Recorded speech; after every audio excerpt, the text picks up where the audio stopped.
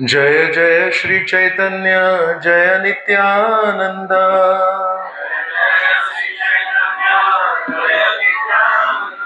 जय अद्वैत चंद्र जय गौर भक्त वृंद।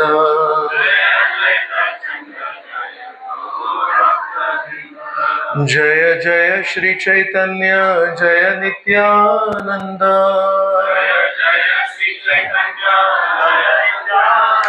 जय अद्वैत चंद्र जय गौर भक्त वृंद।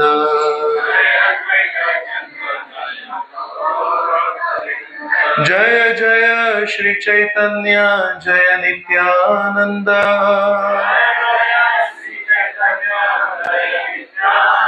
जय अद्वैत चंद्र जय गौर भक्त वृंद।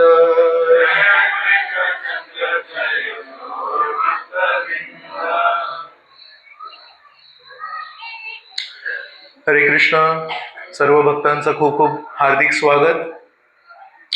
आज खूप महत्वाच्या सणाला आपण साजरी करण्यासाठी इथे एकत्रित आलो आहोत। आज आहे श्री नित्यानंद त्रयोदशी। आपण सर्वजण मंदिरात येतो, काही उद्देशाने येतो। साधारण मंदिरात येण्याचा उद्देश असतो की आध्यात्मिक प्रगती व्हावी, आध्यात्मिक ज्ञान यामध्ये काही भर पडावा, या उद्देशाने आपण येतो। पण आजच्या जगात जिथे बाकी सर्व गोष्टींवर जास्ती भर आहे, ऍक्च्युली वेळात वेळ काढून मंदिरात येणं आणि मंदिरामध्ये जी चर्चा होते त्याला ध्यानपूर्वक ऐकणं, हाच एक मोठा संघर्ष झालाय। एक व्यक्ती आहे, तो म्हणतो की तू कुठे चाललायस, आपल्या मित्राला म्हणतो। तो म्हणतो मी मंदिरात चाललोय। मंदिरात काय करणार आहेस? तो म्हणे मी ऐकणार आहे जाऊन। तो म्हणतो पण तुझ्या हातात जो फोन आहे तो तुला ऐकू देईल का? सो असं म्हणतात, इंग्रजीमध्ये म्हणतात, body is afraid of destruction आणि mind is afraid of distraction. आधुनिक युगामध्ये शरीराची खूप सुरक्षितता आहे। थोडी जरी व्याधी झाली, थोडा जरी आजार झाला तर सगळे डॉक्टर्स सगळे रेडी आहेत। पण त्याचा एक दुष्परिणाम झालाय। दुष्परिणाम हा झालाय की मानसिक स्तरावर आपण खूप चलविचल झालो। एक 50-1 वर्ष आधी जेव्हा मेडिकल नॉलेज एवढं प्रगत झालं नव्हतं, तेव्हा काही हात तुटला, पाय तुटला तर खूप इजा व्हायच्या। पण का कोणास ठाऊक तेव्हा मन स्थिर होतं लोकांचं। तर चांगल्या तब्येतीची व्याख्या काय आहे? चांगली तब्येत म्हणजे शरीर आपलं चालणारं पाहिजे आणि मन स्थिर पाहिजे। आणि आजच्या काळामध्ये आपली परिस्थिती काय आहे? साधारण लोकांच्या ज्या नोकऱ्या आहेत, धंदे आहेत, ते आहेत शरीर एका ठिकाणीच बसलेलं असतं दिवसभर, पण मन आपलं व्याकुळ असतं, दिवसभर फिरत असतं। आणि त्याच्यामुळे मग जे काही आजार होत आहेत ते आपल्या सर्वांना माहिती आहेत। तसं म्हणतात, आधी जे आजार व्हायचे ते कीटाणूंमुळे व्हायचे आणि आता जे आजार होतात ते म्हणतात लाईफस्टाईल डिसीजेस आहेत। आपली जी जीवनशैली आहे त्या जीवनशैलीमुळे होणारे आजार आहेत 21व्या शतकात। तर म्हणून आध्यात्मिक ज्ञानासाठी तत्पर असणं, आध्यात्मिक ज्ञानासाठी आतुर असणं, आध्यात्मिक ज्ञानाला स्वीकार करण्यासाठी मंदिरात येणं, ऐकणं आणि त्याला समजणं, या सगळ्या गोष्टी एक एक एक खूप कठीण आहेत। पण तरी आपण बघतो या आधुनिक युगात आंतरराष्ट्रीय कृष्ण भावनामृत संघ या संस्थेअंतर्गत दर शनिवारी एक साप्ताहिक कार्यक्रम होतो। दर रविवारी एक श्रीमद भागवतम वर्ग होतो। रामनवमी मोठ्या प्रमाणावर साजरी केली जाते। नरसिंह चतुर्दशी मोठ्या प्रमाणावर साजरी केली जाते। जन्माष्टमी मोठ्या प्रमाणावर साजरी केली जाते। तर हा जो विरोध आहे हा कसा काय समजू शकतो आपण?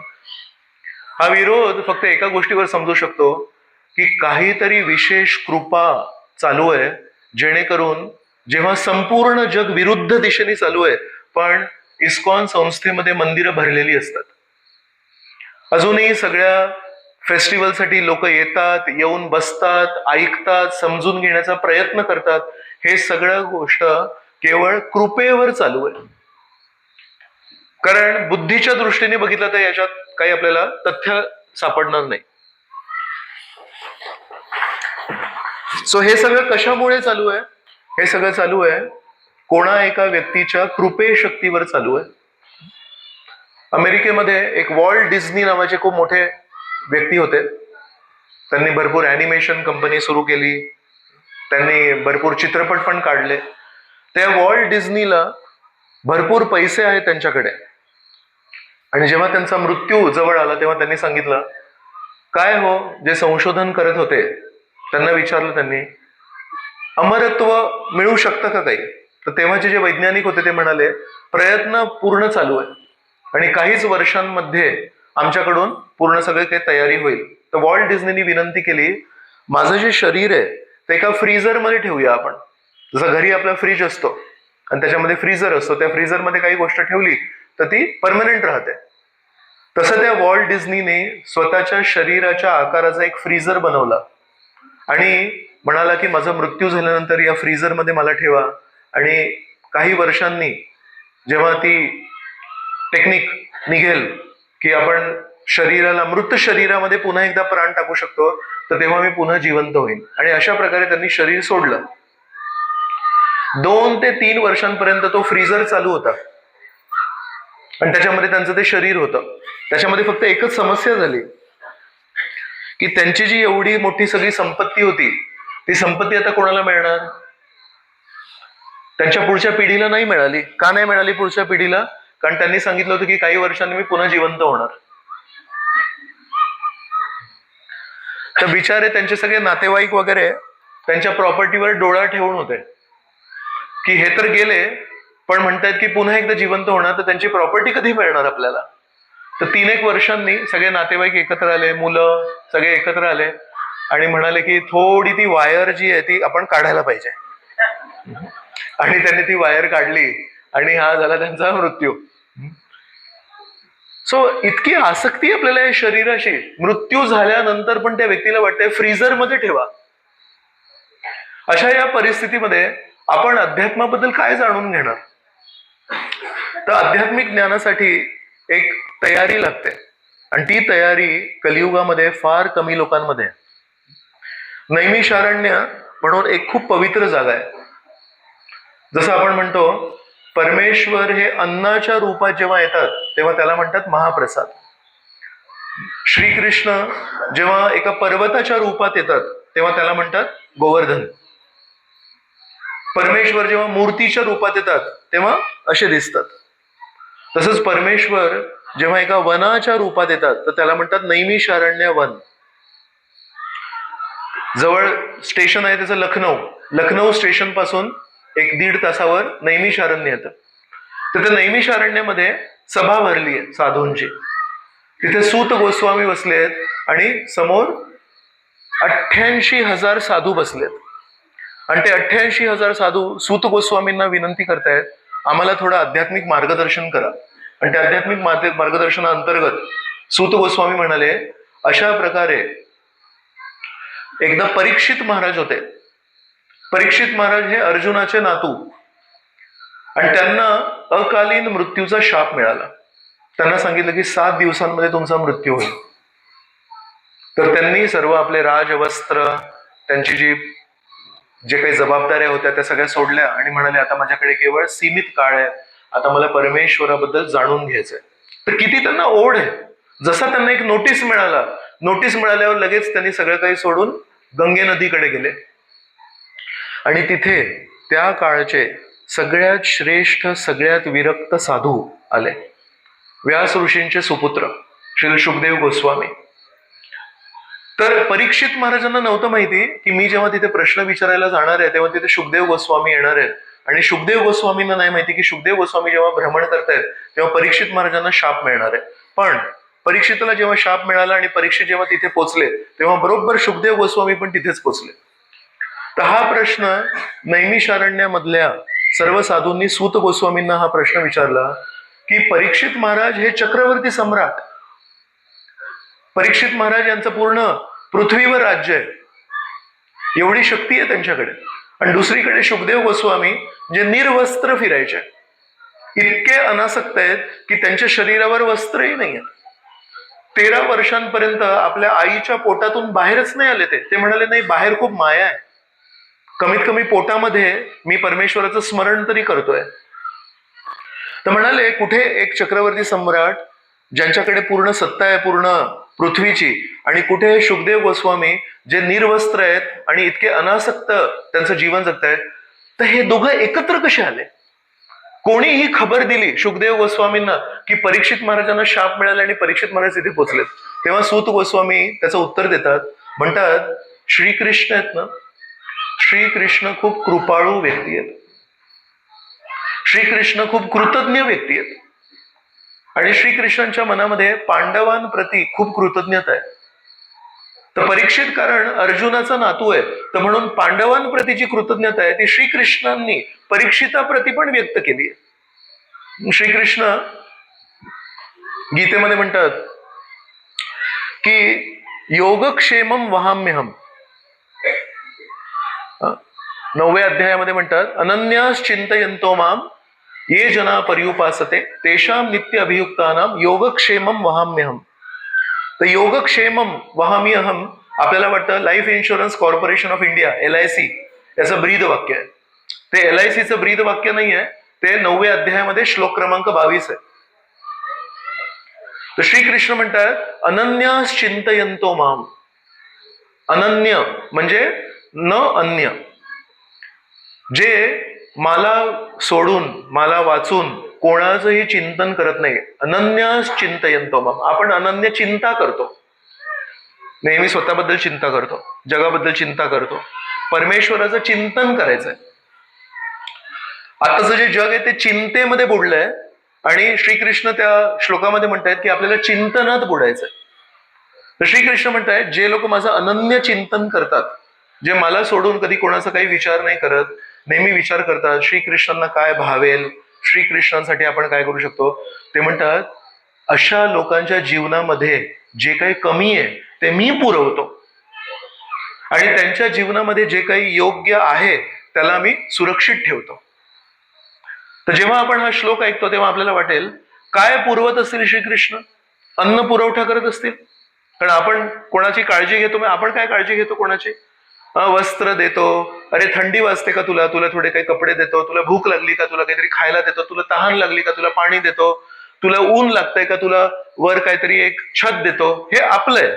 योगक्षेमम वहाम्यहम आपण जर म्हटलं तर आपण शारीरिक स्तरावर करणार, पण श्रीकृष्ण जेव्हा म्हणतात योगक्षेमम वहाम्यहम, शारीरिक स्तरावर नाही म्हणत. श्रीकृष्ण जेव्हा योगक्षेमम वहाम्यहम म्हणतात, आत्म्याच्या स्तरावर म्हणतात. या आत्म्याला कशाची गरज आहे आता? तर जेव्हा परीक्षित महाराजांना शाप मिळालाय आणि 7 दिवसांचा अवधी उरलाय त्यांच्या जीवनामध्ये, त्यांना कशाची गरज आहे? त्यांना भाकरीची गरज आहे, त्यांना पाण्याची गरज आहे, त्यांना छताची गरज आहे, त्यांना काय कशाची गरज आहे आता? त्यांना गरज आहे मार्गदर्शनाची. त्यांना जीवनामध्ये स्पष्टता हवी आहे. जेव्हा 7 दिवस जीवनामध्ये उरलेले असतील आणि जीवन कधीही कुठल्याही क्षणी समाप्त होऊ शकतं, अशा परिस्थितीमध्ये जीवनामध्ये कुठल्या गोष्टींना आपण प्राधान्य द्यायला पाहिजे आणि कुठल्या गोष्टींना नगण्य समजायला पाहिजे. आपण किती लोकांना ती स्पष्टता इथे बाहेरच्या समाजामध्ये जर आपण गेलो आणि त्यांना जर विचारलं, तुम्हाला जर डॉक्टरनी सांगितलं 6 दिवस उरले तुमच्या जीवनामध्ये, तुम्ही कुठल्या गोष्टींना प्राधान्य देणार, कुठल्या गोष्टींना नगण्य समजणार? जर तुमचे नातेवाईक काही घेऊन आले तुमच्याकडे आणि तुम्ही म्हणणार मला याच्यामध्ये पडायचं नाहीये, माझ्याकडे सीमित काळ आहे, आणि जर दुसरे काही नातेवाईक तुमच्याकडे काही घेऊन आले तुम्ही म्हणाल मला हेच करायचंय, आता 6 दिवसांमध्ये मला जीवनाचं सार्थक करायचंय, ही यादी आहे का तयार आपल्याकडे?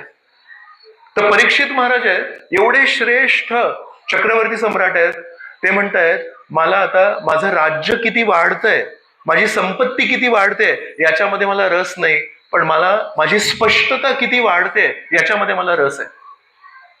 तर म्हणून श्रीकृष्णांनी जेव्हा ते ओळखलं की योगक्षेमम वहाम्यहम, अन्न पुरवठा नाहीये, योगक्षेमम वहाम्यहम, पाणी पुरवठा नाहीये, योगक्षेमम वहाम्यहम, छत पुरवठा नाहीये, योगक्षेमम वहाम्यहम आहे मार्गदर्शन पुरवठा. अनेक वेळा आपल्या जीवनामध्ये आपण जेव्हा फसलेलो असतो परिस्थितीमध्ये, जर आपल्याला योग्य मार्गदर्शन मिळालं तर आपल्याला रस्ता दिसतो आणि त्या रस्त्यावर चालण्याची क्षमता असते आपल्यामध्ये, आपल्या पायांमध्ये क्षमता असं नाहीये. पण या रस्त्यावर चालायचं की त्या रस्त्यावर चालायचं ही अस्पष्टता असते आपल्या जीवनामध्ये. म्हणून श्रीकृष्णांनी काय केलं, पांडवांप्रती जी कृतज्ञता होती ती त्यांनी परीक्षिताप्रती व्यक्त केली. आणि परीक्षिताप्रती व्यक्त करून काय केलं, कसं काय केलं, त्यांना मार्गदर्शन कुठून मिळणार आता?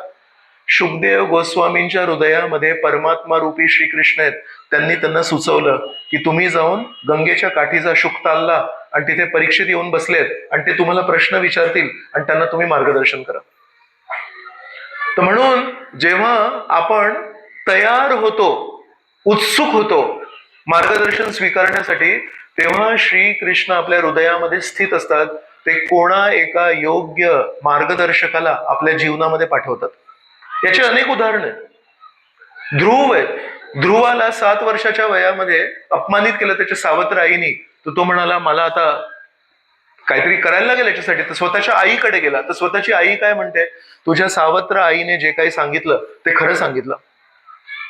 आपल्या घरी आपल्याला किंमत नाहीये, मलाही किंमत नाही आणि तुलाही किंमत नाहीये. मग म्हणाला काय करायला पाहिजे? म्हणाले तू परमेश्वराला शोधायला जा. मग परमेश्वरांचा पत्ता काय आहे आई? लहान मुलं काय म्हणतात, पत्ता कुठे, कुठे राहतात? मग ती म्हणाली आतापर्यंत मी बघितलंय की साधू लोक जंगलाकडे निघतात जेव्हा परमेश्वराला शोधतात, तेव्हा तो जंगलाकडे निघाला. पूर्ण तयारी आहे मानसिक, मला परमेश्वराकडून मार्गदर्शन पाहिजे. काय झालं, रस्त्या आड नारद मुनी आले. नारद मुनी तर भ्रमण करत होते. नारद मुनींना कसं माहिती की तिथे ध्रुव आहे? तर श्रीकृष्ण हृदयामध्ये आहेत. जेव्हा ते बघतात की एका व्यक्तीची आध्यात्मिक ज्ञान स्वीकारण्याची, स्पष्टता प्राप्त करण्याची, मार्गदर्शन घेण्याची जेव्हा तयारी होते, तेव्हा श्रीकृष्ण कोणा एका व्यक्तीच्या हृदयामध्ये बसलेले आहेत, योग्य मार्गदर्शकाला त्याच्या जीवनात पाठवतात. आपण 5व्या स्कंदामध्ये जड भरत आणि रघुगण महाराजांची गोष्ट ऐकतो. रघुगण महाराज एका गुरूंना भेटण्यासाठी जात होते रस्त्याने, पण पालखीमध्ये बसले होते. तर त्यांना कोण भेटले? जड भरत भेटले. आणि जड भरताला सुरुवातीला त्यांनी जेव्हा ओळखलं नाही तेव्हा त्यांनी जड भरताचा अपमान केला. पण जड भरताने ज्या प्रकारे त्यांना मार्गदर्शन केलं, ज्या प्रकारे त्यांनी उत्तर दिले, पालखीतून खाली उतरले रघुगण महाराज आणि म्हणाले मला वाटलं तू एक साधारण व्यक्ती आहेस, पण एक लक्षात आलं की तुम्ही खूप श्रेष्ठ साधू आहात, मला जीवनासाठी मार्गदर्शन करणार का? आणि मग जड भरताने त्यांना मार्गदर्शन केलं. 4थ्या स्कंदामध्ये प्राचीन बरिषद नावाच्या राजाचे सुपुत्र प्रचेता म्हणून ते तपस्या करतायत. ते इतकी छान तपस्या करतात तर परमेश्वर काय करतात, शंकरजींना त्यांच्या जीवनात पाठवतात आणि शंकरजींसमोर ते प्रार्थना अर्पण करतात आणि शंकरजी त्यांना मार्गदर्शन करतात की परमेश्वराला प्राप्त करण्याचा मार्ग काय. तर पूर्ण शास्त्रांमध्ये एक सलग एक विचारांची जी धारा आपल्याला दिसते की गुरु कोणाला भेटतात. गुरूंना भेटणं सोपं नाहीये. गुरु त्यांना भेटतात जो गुरूंना त्यांच्या स्थानी ठेवून त्यांच्याकडून मार्गदर्शन स्वीकारण्याची तयारी ठेवतो. तर म्हणून सर्व शास्त्रांमध्ये, सर्व उपनिषदांमध्ये नेहमी काय म्हटलंय, तस्मात गुरुम प्रपद्येत जिज्ञासो श्रेय उत्तमम. जो जिज्ञासू व्यक्ती आहे त्यांनी काय करायला पाहिजे, तस्मात गुरुम प्रपद्येत, तुम्ही जाऊन गुरु महाराजांना शोधायला पाहिजे आणि त्यांना जाऊन विचारायला पाहिजे की माझ्या जीवनाचं जर साफल्य मला करायचं असेल तर मी काय करायला पाहिजे म्हणून. आणि ते गुरु काय करणार, ते गुरु काय मार्गदर्शन देणार? आकाशातले जे ढग आहेत ते काय आपल्याला कृपा देतात, पाण्याची वर्षा देतात. तर आपल्या मंगल आरतीच्या पहिल्या श्लोकामध्ये काय सांगितलंय, संसार दावा नललीढ लोक. या संसारामध्ये दावा नल म्हणजे वणवा पेटलाय. त्राणाय कारुण्य घनाघनत्वम. आणि अशा या वणवा पेटतो तेव्हा त्याच्यासाठी काय उपाय काय आहे, वर्षा व्हायला पाहिजे, पाऊस पडायला पाहिजे. तर पाऊस कसा पडणार, प्राप्तस्य कल्याण गुणार्णवस्य वंदे गुरुश्री चरणारविंदम. की गुरु कोण आहेत, गुरु एका ढगाप्रमाणे आहेत. जे लोक समुद्रापासून दूर राहतात त्यांना जर पाणी पाहिजे असेल तर त्यांना पाणी कसं मिळणार, तर ढग काय करतो, समुद्रातून पाणी घेतो, स्वतः प्रवास करतो आणि जे उपाशी लोक आहेत, जे तहानलेले लोक आहेत त्यांना तो पाणी देतो. तर साधू संत काय करतात, जे लोक परमेश्वराकडे स्वतः नाही जाऊ शकत त्यांच्याकडे जाऊन परमेश्वराचंच ज्ञान, परमेश्वराचीच कृपा देतात. नंतर कुठल्याही प्रामाणिक साधूला जर विचारलं तुम्ही जे सांगताय, तुम्ही जी कृपा देताय ती कुठली कृपा आहे, ते काय आहे, तर ते कधी असं म्हणणार नाही की माझी वैयक्तिक कृपा आहे. ते नेहमी म्हणणार परमेश्वराने मला जे दिलंय ते मी तुमच्यापर्यंत फक्त पोहोच करतोय. तर सांगायचं तात्पर्य आहे की वैदिक काळामध्ये, भागवतामध्ये, उपनिषदांमध्ये नेहमी काय सांगितलंय, एखादा व्यक्ती जेव्हा आंतरिक दृष्टीने तयार होतो तेव्हा त्याला योग्य गुरु भेटतात. या दृष्टीने जर आपण आपली स्वतःची परीक्षा केली तर किती लोक घरातून बाहेर पडताना सकाळी हा विचार करतात, आज मला आध्यात्मिक मार्गदर्शन मिळवायचंय, मी कोण, या जगामध्ये माझं स्थान काय हे मला शोधून काढायचं, असे किती लोक असतील. पण आज आपण बघतो इस्कॉन संस्थेमार्फत जेव्हा जेव्हा काही फेस्टिवल होतात, जेव्हा जेव्हा काही कार्यक्रम होतात, त्या कार्यक्रमांमध्ये शेकडोच्या संख्येने इतके सारे भक्त येतात. तर हे कुठून येत आहेत मग? तर त्यासाठी एक गोष्ट आहे की मध्ये एक घटना घडली. काय घटना घडली? वैदिक काळामध्ये आणि या कलियुगाच्या मध्ये 500 वर्ष आधी दोन व्यक्ती अवतरले. एकाचं नाव होतं श्री चैतन्य महाप्रभू आणि एकाचं नाव होतं श्री नित्यानंद प्रभू. आणि या दोघांनी ठरवलं, जर कलियुगाची आपण परीक्षा बघितली, प्रत्येक व्यक्तीकडे जर बघितलं, कोणाला इंटरेस्ट नाहीये, कोणाला परमेश्वर प्राप्तीमध्ये काही इंटरेस्ट नाहीये, यांच्यामध्ये ती उत्सुकता आपल्याला काहीतरी असं काहीतरी करायला लागेल की आपोआप त्यांच्यामध्ये ती उत्सुकता निर्माण होईल. ट्रिक करायला लागेल काहीतरी. जर आपण वाट बघत बसलो तर काही होणार नाहीये. तर श्री चैतन्य महाप्रभू आणि श्री नित्यानंद प्रभू म्हणाले, आपण नाम संकीर्तनाचं एक आंदोलन सुरू करू. नामापेक्षा काही पवित्र नाहीये, महाप्रसादापेक्षा काही पवित्र नाहीये, परमेश्वराच्या दर्शनापेक्षा काही पवित्र नाहीये. हायेस्ट प्युरिटी, सगळ्यात जास्ती पवित्रता त्याच्यामध्ये. तर म्हणाले, आपण एक काम करूया, दोघं मिळून रस्त्यावर संकीर्तन करूया. आणि जे कोणी आहेत, पापी असतील, पुण्यवान असतील, लुळे, पांगळे, आंधळे, मुके, जे कोणी असतील, पण ते सगळ्यांना कोणा ना कोणा मार्गाद्वारे त्यांना हरिनाम ऐकू येईल. आणि ते हरिनाम जेव्हा कानात शिरेल, तुमच्यातून किती लोक कान बंद करू शकतात?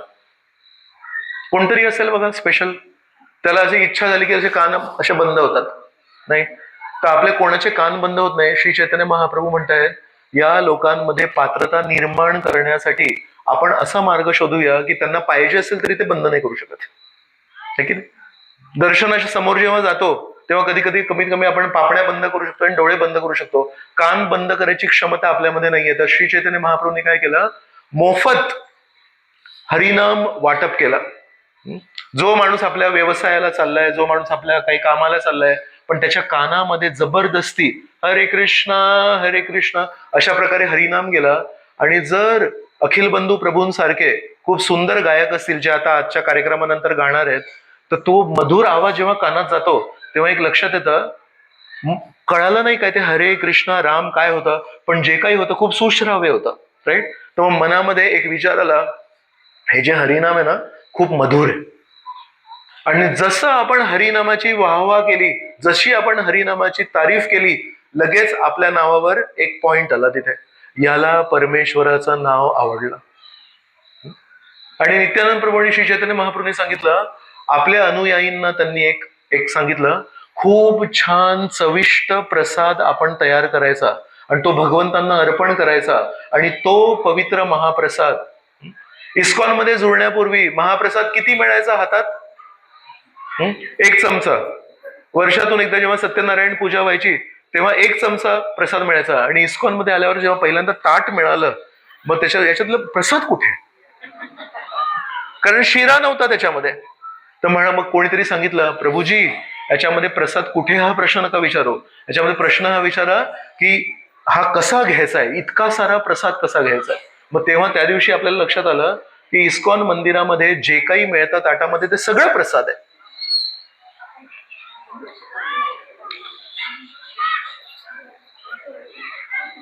सो श्री चैतन्य महाप्रभू आणि श्री नित्यानंद प्रभू विचार करतायत की आपल्याला या लोकांमध्ये, कलियुगाच्या लोकांमध्ये, ज्यांच्यामध्ये नैसर्गिक उत्सुकता नाहीये, आतुरता नाहीये, अशा लोकांच्या हृदयामध्ये आपल्याला पात्रता निर्माण कशी करायची? तर कशी करायची? हरिनामाने. आणि ती इतकी सुंदर धून असते, इतका सुंदर तो आवाज असतो की कोणी ना कोणी मनातल्या मनात म्हणतो, छान होतं हे जे काही होतं, मला गाता नाही आलं, ती धून गाता नाही आली, पण ते गात होते ते छान. आणि लगेच तिथे नोंद होते, यांनी परमेश्वराची वाहवा केली. बरोबर? आणि त्याचं काही समजलं नाही, काही लक्षात नाही आलं तरी जेव्हा प्लेट मिळते हातामध्ये, म्हणते खूप छान आहे, खूप छान प्रसाद आहे. तर तो काय म्हणतोय, भात छान आहे, भाकरी छान आहे, चपाती छान आहे, शिरा छान आहे. पण ते होतं काय, महाप्रसाद होता तो. आणि महाप्रसाद असल्या कारणाने तुम्ही जेव्हा वाहवा केली, ती कशाची वाहवा झाली, परमेश्वराला अर्पण केल्याची, महाप्रसादाची वाहवा झाली. तर एक नोंद होती. तर साधारणातला साधारण व्यक्ती पण जेव्हा इस्कॉनच्या कार्यक्रमासाठी पहिल्यांदा मंदिरात येतो, तो जेव्हा जातो, जर त्यांनी इस्कॉनच्या मंदिराच्या कार्यक्रमामध्ये सहभाग जरी केला, काय करायचं, फक्त येऊन बसायचं. कानावर आपोआप हरिनाम येतं ऐकू, कानावर आपोआप हरिकथा ऐकू येते. आणि सगळं झाल्यानंतर तिथे जाऊन कोणी तुम्हाला विचारत नाही कुठून आले, काय आले, हातामध्ये एक प्लेट पण मिळते. जस्ट आपण निर्मळ मनाने जर इस्कॉनच्या कार्यक्रमामध्ये सहभाग घेतलं, मोफत हरिनाम, मोफत हरिकथा आणि मोफत हरिप्रसाद, जे सगळ्यात दुर्मिळ गोष्ट आहे, खूप दुर्मिळ गोष्ट आहे. तर श्री चैतन्य महाप्रभू आणि श्री नित्यानंद प्रभूंनी एका अर्थाने एक कट रचला. आपण जेव्हा म्हणतो कट रचला, कट रचला म्हणजे कोणाला तरी पाडण्यासाठी कट रचला. पण श्री चैतन्य महाप्रभू आणि श्री नित्यानंद प्रभू आपल्याला कडून बघून म्हणतायत, यांना काय पाडायचं. एक बॉम्बेला एक कॉलेज मधला मुलगा मला दिसला, त्याने टी शर्ट घातला होता, तिथे लिहिलं होतं डू नॉट डिस्टर्ब, आणि खाली लिहिलं होतं ऑलरेडी डिस्टर्ब. तसं श्री चैतन्य महाप्रभू आपल्याकडे म्हणून म्हणतात, कट रचायचा आहे, पण पडलेल्या व्यक्तीला काय पाडायचं. तर हा कट कसा रचला श्री चैतन्य महाप्रभू आणि नित्यानंद प्रभूंनी, पडलेल्या व्यक्तीला उंच कसं करायचं, त्याचं स्थान कसं वर करायचं, यासाठी कट रचला. आणि आपण सगळे त्या कटामध्ये सामील झालो. कुठे आपण एकेकाळी जीवनाचा आनंद घेत होतो, इंद्रियांचा उपभोग घेत होतो, आणि निरनिराळ्या पद्धतीने आनंद शोधत होतो, आणि हाताला लागायची माती. आणि कुठे आपण एक दिवशी कुठल्या तरी एका भक्ताने आपल्याला पुस्तक दिलं, कुठल्या तरी एका भक्ताने आपल्याला सत्संग कार्यक्रमाचं आमंत्रण दिलं, आणि कशा प्रकारे तो हरिनाम नकळतपणे कानात शिरला, हृदयामध्ये जाऊन बसला, कशा प्रकारे ती हरिकथा इतकी आकर्षक होती, कशा प्रकारे तो प्रसाद जिभेवर एक एक कण असं वाटत होतं, हे काय काय बनवलं, हे जगन्नाथजींनी काय केलंय. आणि आज आपण इस्कॉन संस्थेशी जोडलोय, आपण वैष्णवांसारखं तिलक लावून फिरतोय. मला कधी कधी खूप आश्चर्य वाटतं की कुठे परीक्षित महाराजांची पात्रता, कुठे ध्रुवाची ती दृढता, 7 वर्षांच्या वयामध्ये जंगलात निघून गेला तो.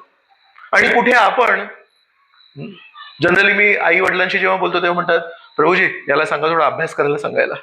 तो बिचारा अभ्यास करायला पण उठत नाही, तो भागवत काय वाचणार आहे. तो त्याला ज्यांनी पोट पालन करणार आहे त्याचा अभ्यास तो करत नाही, कॉलेजला जात नाही, त्याला विनवण्या करायला लागतात, कॉलेजला जा रे बाबा, अभ्यास कर रे बाबा, परीक्षा येते, उठ रे बाबा. या व्यक्तीला आध्यात्मिक मार्गदर्शनासाठी काय उत्सुकता असणार आहे. पण फक्त एकच गोष्ट आहे, श्री कृष्ण चैतन्य महाप्रभू आणि श्री नित्यानंद प्रभू यांनी एक आध्यात्मिक कट रचला आणि आपल्याला त्या जाळ्यामध्ये त्यांनी फसवलं. आणि जेणेकरून आज आपण आपल्या नावावर खूप सारे असे पॉइंट्स आहेत. यांनी या यात्रेमध्ये भाग घेतला, यांनी या कीर्तनामध्ये भाग घेतला, यांनी एकदा तो भोगाचा जो टेबल आहे तो तिथून उचलून इथे ठेवला, तर ती सेवा नोंद झाली. आणि अशा सगळ्या मोफत मिळालेल्या एकेका सेवेच्या आधारावर एकेका वाहवा आपण जी केली, मनातल्या मनात जरी केली असेल, पण परमात्माने त्याची नोंद केली, आणि या अनुषंगाने आज आपण इथे बसलो. तर म्हणून श्रील प्रभुपादांच्या जीवनामध्ये एक अशी घटना आहे. एकदा एक शिष्य, त्यांचं नाव नाही सांगत, पण श्रील प्रभुपादांना सोडून निघून गेले. आणि प्रभुपाद नेहमी विचार करायचे की ते शिष्य कुठे गेले म्हणून. तर एकदा त्यांनी विचारलं की ते शिष्य कुठे आहेत. तर काही भक्तांनी शोधून काढलं, दक्षिण भारतामध्ये ते शिष्य एका गुफेत जाऊन तपस्या करत होते. तर मग हरिनाम तर सोडून दिला होता, वैष्णव धर्म सोडून दिला होता, आणि गुफेत जाऊन दाढी अशी सगळी वाढली होती, केस असे लांब झाले होते, आणि काहीतरी ध्यान करत होते. तर प्रभुपादांनी सांगितलं त्याला घेऊन या तुम्ही, मला त्याच्याशी काहीतरी बोलायचं. त्याला समोर बसवलं, त्याच्याशी दाढी वाढलेली, आणि प्रभुपाद त्याला सांगतायत की तू हे सगळं सोडून दे, जे काही झालं ते झालं, पण आता तू पुन्हा एकदा परमेश्वराच्या चरणी पड. परमेश्वराला शोधण्याची गरज नाहीये, परमेश्वर हरिनामाच्या रूपात स्वतः आपल्या जीवनात आले. तर त्यांनी उत्तर नाही दिलं.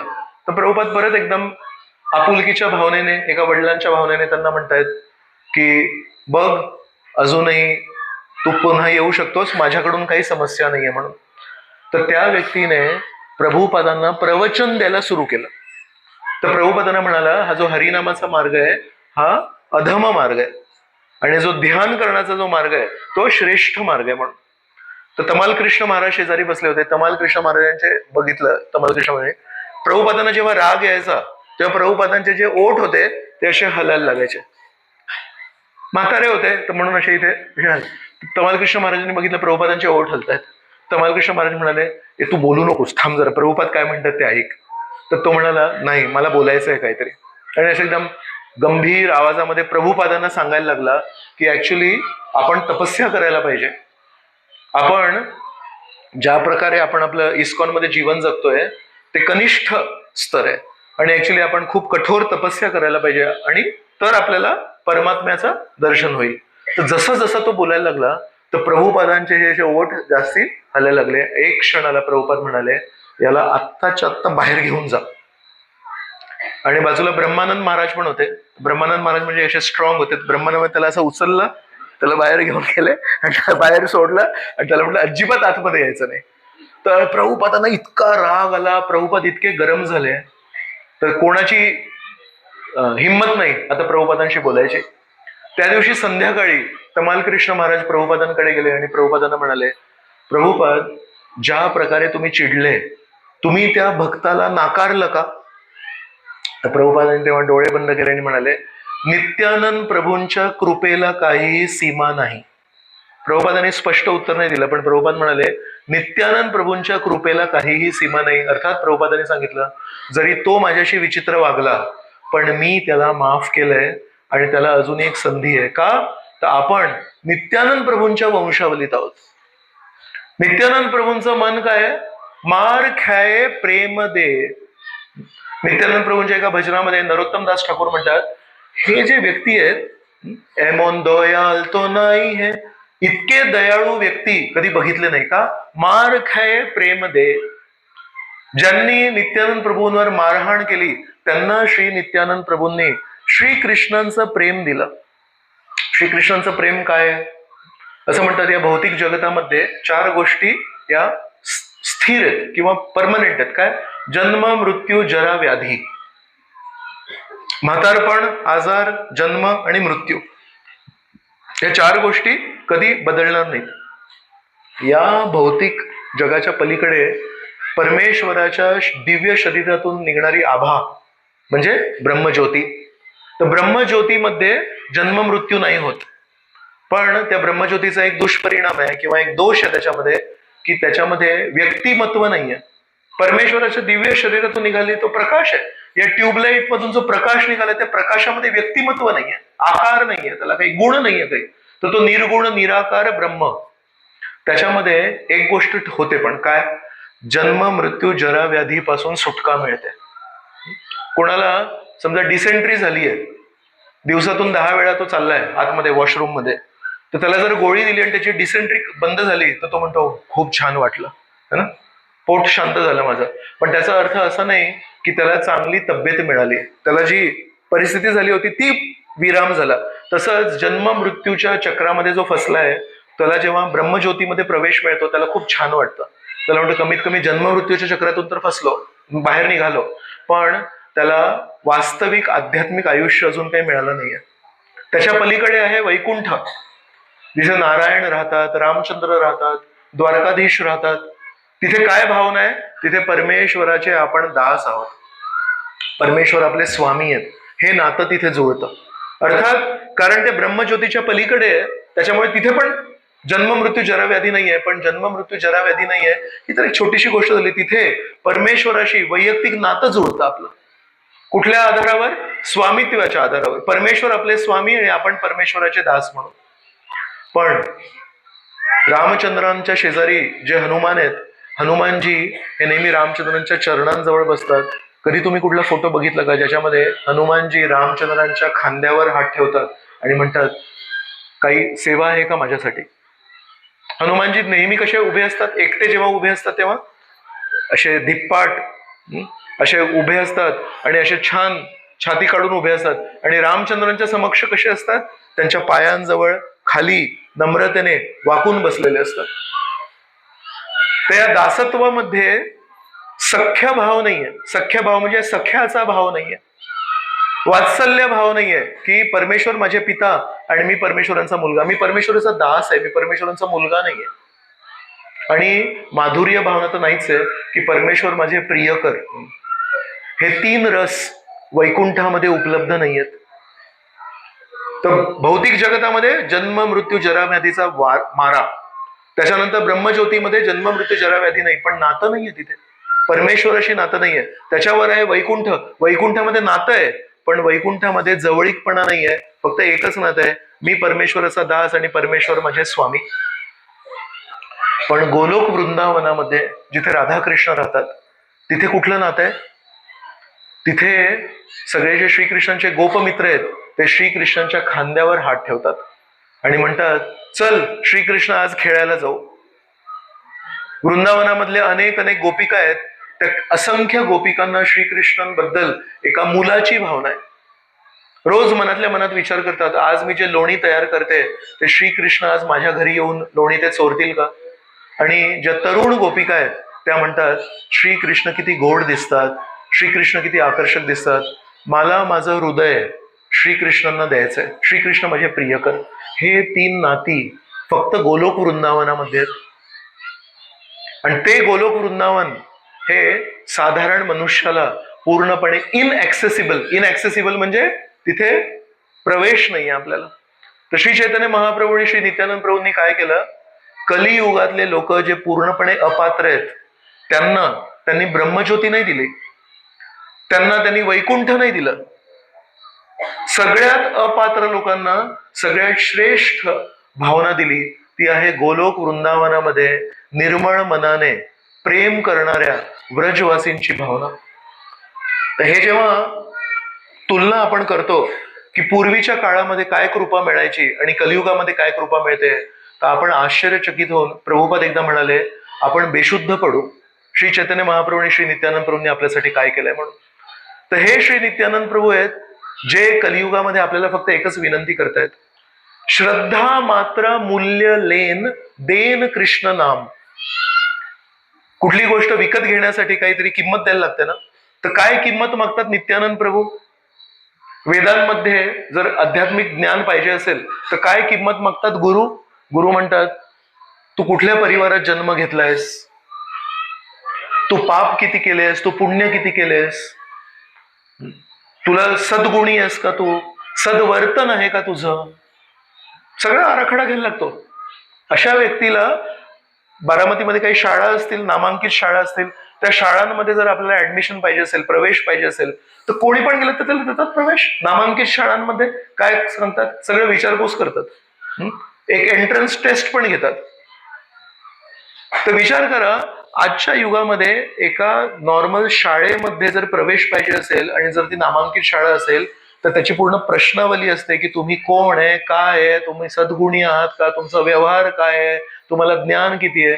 विचार करा, पूर्वीच्या काळांमध्ये ऋषी मुनींच्या गुरुकुलामध्ये जर प्रवेश पाहिजे असेल तर कशा प्रकारचा तुमची परीक्षा घेत असतील.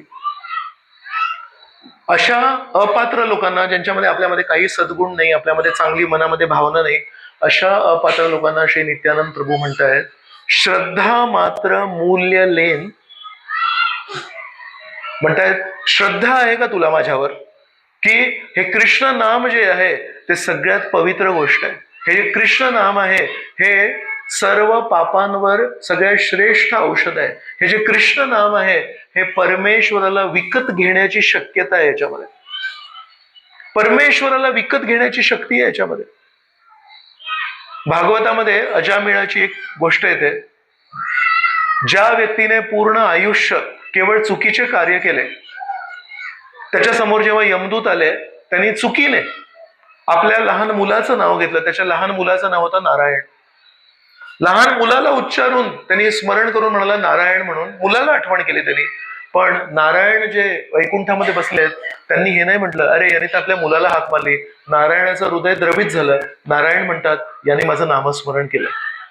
आणि लगेच त्या यमदूतांना थांबवण्यासाठी 4 वैकुंठ मधून विष्णुदूत आले आणि म्हणाले याला हात नाही लावायचा. आणि ते यमदूत म्हणतायत का नाही हात लावायचा, हा तर पापी आहे, यांनी सगळे पाप केलेत.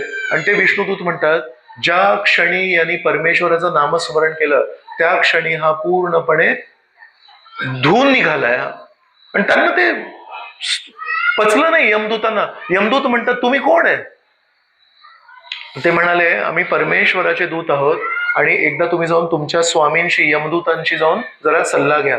यमराज त्यांना यमदूतांना जाऊन सांगतात की नाही, ज्यांनी कोणी एकदा जरी अगदी विव्हळ होऊन म्हणजे आता माझा अजून कुठला आसरा नाही, तर नारायण जेव्हा ते म्हणाले अजामिळ तेव्हा समोर यमदूत होते. ती यमदूतांचा तो भयावह चेहरा बघून काही त्याला काही सुचलं नाही, पूर्णपणे कोरी पाटी झाली त्याची. आणि त्या कोऱ्या पाटीने नारायण म्हणून एकदा बोलले तर नारायणाने विष्णुदूतांना पाठवलं. जर विचार करा, आपण आयुष्यभर आपल्या मुलाला स्मरण न करता परमेश्वराला स्मरण करता अजामिळाने पापी आयुष्य जगलं, आपण पापी आयुष्य न जगता.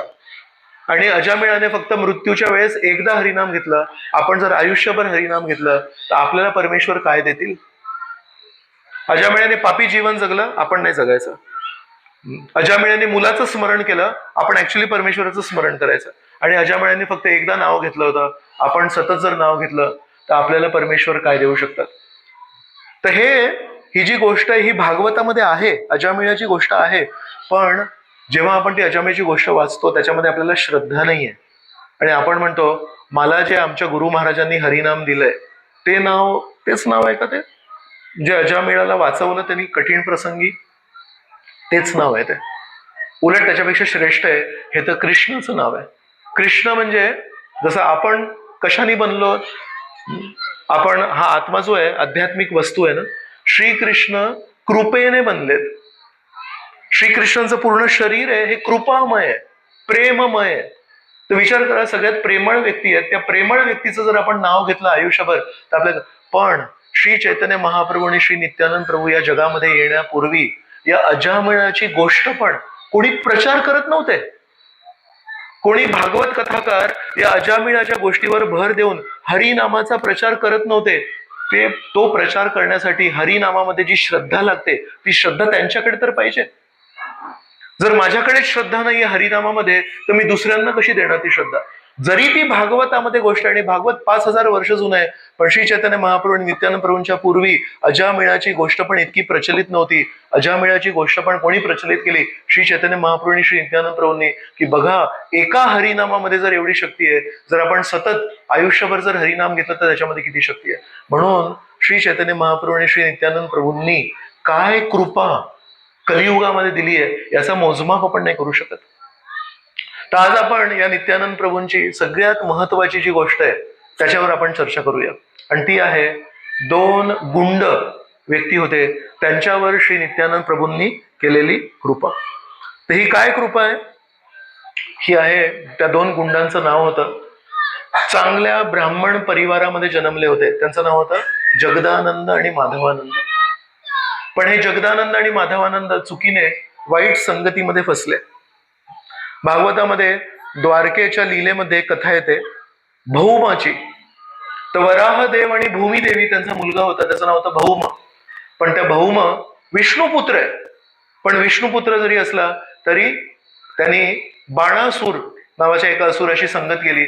बाणासुराच्या संगतीने विष्णुपुत्र नरकासुरामध्ये परिवर्तित झाला. तर दिवाळीच्या 1 दिवसाआधी, अमावस्येच्या 1 दिवसाआधी आपण साजरी करतो नरक चतुर्दशी. नरक चतुर्दशी कुठला दिवस आहे, ज्या दिवशी श्रीकृष्णांनी आपल्या स्वतःच्या मुलाला मारून टाकलं, नरकासुराला मारलं. तर विचार करा वाईट संगतीचा किती खोल परिणाम आहे. परमेश्वराचा स्वतःचा मुलगा पण वाईट संगतीमध्ये वाया जाऊ शकतो आणि परमेश्वराला स्वतःला त्याला मारायला लागलं. तसं हे जे जगदानंद आणि माधवानंद आहेत हे वाईट संगतीमध्ये पडले आणि त्यांची काय वाईट परिस्थिती झाली. असा कुठला गुन्हा नव्हता जो ते करत नव्हते. जेव्हा रस्त्यावरून चालायचे, चांगलं मोठं अवाढव्य शरीर होतं, तर सगळ्यांना धमकी द्यायचे.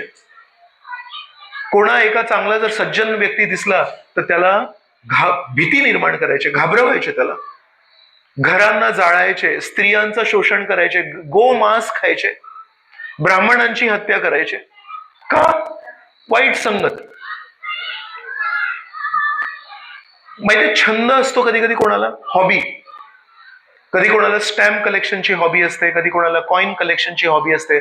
जगाई आणि माधाईला इतर लोकांना छळ करण्याचा छंद होता. त्याच्यामध्ये त्यांचा काही फायदा होत नव्हता, काही आर्थिक लाभ नव्हता, पण त्याला म्हणतात वैष्णव कसा असतो, पर दुःख दुःखी. पर दुःख दुःखी म्हणजे दुसऱ्यांच्या दुःखी परिस्थितीला बघून त्याला दुःख होतं. आणि हे लोक होतात पर दुःख सुखी, दुसऱ्यांच्या दुःखाला बघून त्यांना आनंद व्हायचा. एक दिवशी श्री चैतन्य महाप्रभूंनी श्री नित्यानंद प्रभू आणि हरिदास ठाकूर यांना हाक मारली. म्हणाले, शुनो शुनो नित्यानंद, शुनो हरिदास, घरे घरे गिया को ऐ आज्ञा आहे प्रकाश. म्हणतात, मी तुम्हाला एक आज्ञा देतोय आणि या आज्ञेचा प्रकाश म्हणजे या आज्ञेला प्रचार करायचा आहे तुम्हाला. काय आज्ञा आहे? तर म्हणतात, बोलो कृष्ण भजो कृष्ण करो कृष्ण शिक्षा, प्रति घरे गिया मागो येई भिक्षा. खूप महत्वाचा शब्द आहे हा भिक्षा. का बरं? साधारणपणे जेव्हा कोणी व्यक्ती आपल्या जीवनात येईल आणि आपल्याला म्हणेल हरिनाम घ्या तुम्ही, कोणी व्यक्ती येईल आणि म्हणेल तुम्ही कृपया श्रीकृष्णांचं नामस्मरण करा, तुम्ही श्रीकृष्णांची कथा ऐका, रामचंद्रांची कथा ऐका, तो त्या व्यक्तीचं स्थान श्रेष्ठ असतं आपल्यापेक्षा की कनिष्ठ असतं आपल्यापेक्षा? मराठीत विचारतो एकदा, थोडस जागृत होण्यासाठी. आपण कुठल्या मठात गेलो, आपण कुठल्या मंदिरात गेलो आणि तिथे जर एक स्थानिक व्यक्ती असेल, गृहस्थ असू दे, ब्रह्मचारी असू दे, संन्यासी असू दे, आणि त्याला जेव्हा आपण जाऊन भेटतोय आणि त्याने जर म्हटलं कृपया हरिनाम घेणार का, कृपया आमच्याकडे भगवद्गीता सवलतीच्या दरामध्ये उपलब्ध आहे, कृपया तुम्ही भगवद्गीता घेणार का, मला तुम्हाला श्रीकृष्णांबद्दल 2 गोष्टी सांगायच्या आहेत, तर मी तुम्हाला सांगतो, तुम्ही बसा इथे. त्या व्यक्तीचं आपल्या जीवनामध्ये स्थान आपल्यापेक्षा वरिष्ठ असणार की कनिष्ठ असणार? वरिष्ठ असणार. एक शाळेतले शिक्षक, शाळेतले शिक्षिका पण आपल्यासाठी वरिष्ठ आहेत, आपल्यासाठी पूजनीय आहेत. ते तर आपल्याला भौतिक ज्ञान देत आहेत, आणि आपल्याला जर कोणी श्रीकृष्णाबद्दल मार्गदर्शन करत असेल तर त्याचं स्थान आपल्यापेक्षा वरिष्ठ आहे. पण श्री चैतन्य महाप्रभूंनी सगळ्यात पहिला पायंडा काय पाडला? हे नित्यानंद, हे हरिदास, बोलो कृष्ण भजो कृष्ण करो कृष्ण शिक्षा. तुम्ही लोकांना जाऊन सांगा, अरे परमेश्वराचं नाव घेशील का जरा, अरे परमेश्वराची सेवा करशील का जरा, अरे परमेश्वराला शिकवणी जरा स्वीकारशील का जरा. पण हे करताना तुमचं स्थान वरिष्ठ नसणार आहे. घरे घरे गिया मागो येई भिक्षा. आपल्या घरी जेव्हा कोणी व्यक्ती येतो भिक्षा मागायला, भिक्षा मागणारा व्यक्ती आपल्यापेक्षा श्रेष्ठ स्थान आहे की आपल्यापेक्षा कनिष्ठ स्थान आहे? श्री चैतन्य महाप्रभू यांनी आध्यात्मिक ज्ञान देणाऱ्या व्यक्तीच्या स्थानाची व्याख्या मूळतः बदलली. काय म्हणाले? कलियुगामध्ये जर प्रचार करायचा असेल तर कधी पण श्रेष्ठ स्थान नाही घ्यायचं. जर कधी पण कलियुगामध्ये प्रचार करायचा असेल, आपल्याला लोकांची भिक्षा मागायची आहे. भिक्षुक कशाचा गर्व करतो? भिक्षुकाचा गर्व काय आहे? भिक्षुकाकडे गर्व करण्यासाठी काहीच नाहीये. भिक्षुकाकडे भिक्षुकाचा भावना आहे. भिक्षुकाची भावना म्हणजे काय?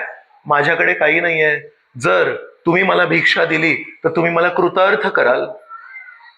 श्री चैतन्य महाप्रभू कलियुगामध्ये प्रचार करणाऱ्या व्यक्तीसाठी खूप महत्वाची एक गोष्ट सांगतायत.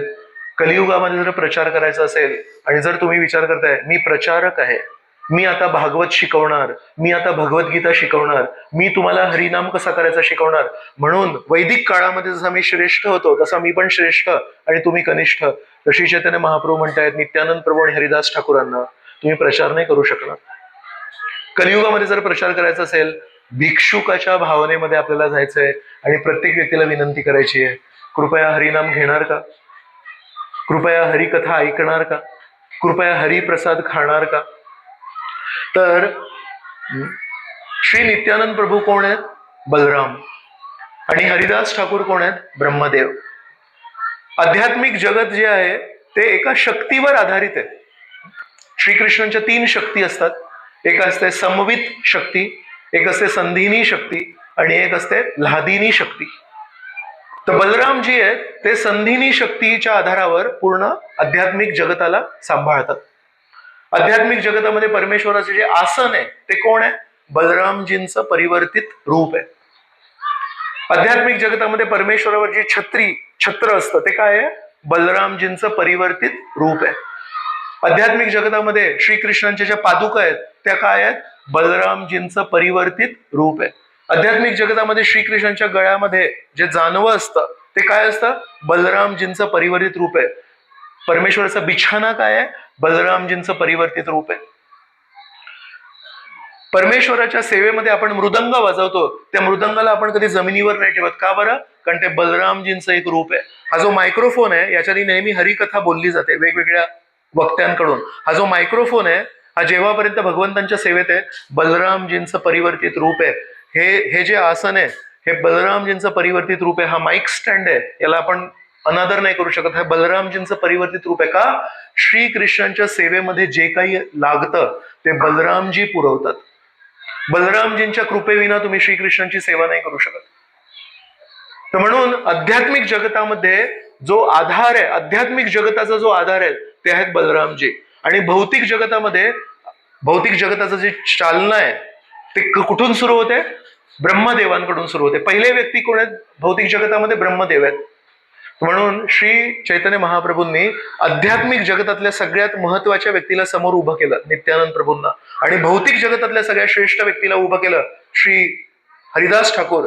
आणि या आध्यात्मिक जगतातल्या सर्वश्रेष्ठ व्यक्ती आणि भौतिक जगतातल्या सर्वश्रेष्ठ व्यक्तीला सगळ्यात पहिली शिकवण दिली, तुम्हाला भिक्षा मागायची आहे. तर बलरामजी नित्यानंद प्रभू म्हणून आलेत, ते भिक्षा मागतायत. आणि ब्रह्मदेव हरिदास ठाकूर म्हणून आलेत, ते भिक्षा मागतायत. जर आपल्याला कलियुगामध्ये जर प्रचार करायचा असेल आणि जर आपण एका गुरुच्या भावनेमध्ये प्रचार केला तर तो जो प्रचार आहे तो निष्फळ ठरणार. कारण तो श्री चैतन्य महाप्रभूंच्या इच्छे विरुद्ध चाललाय.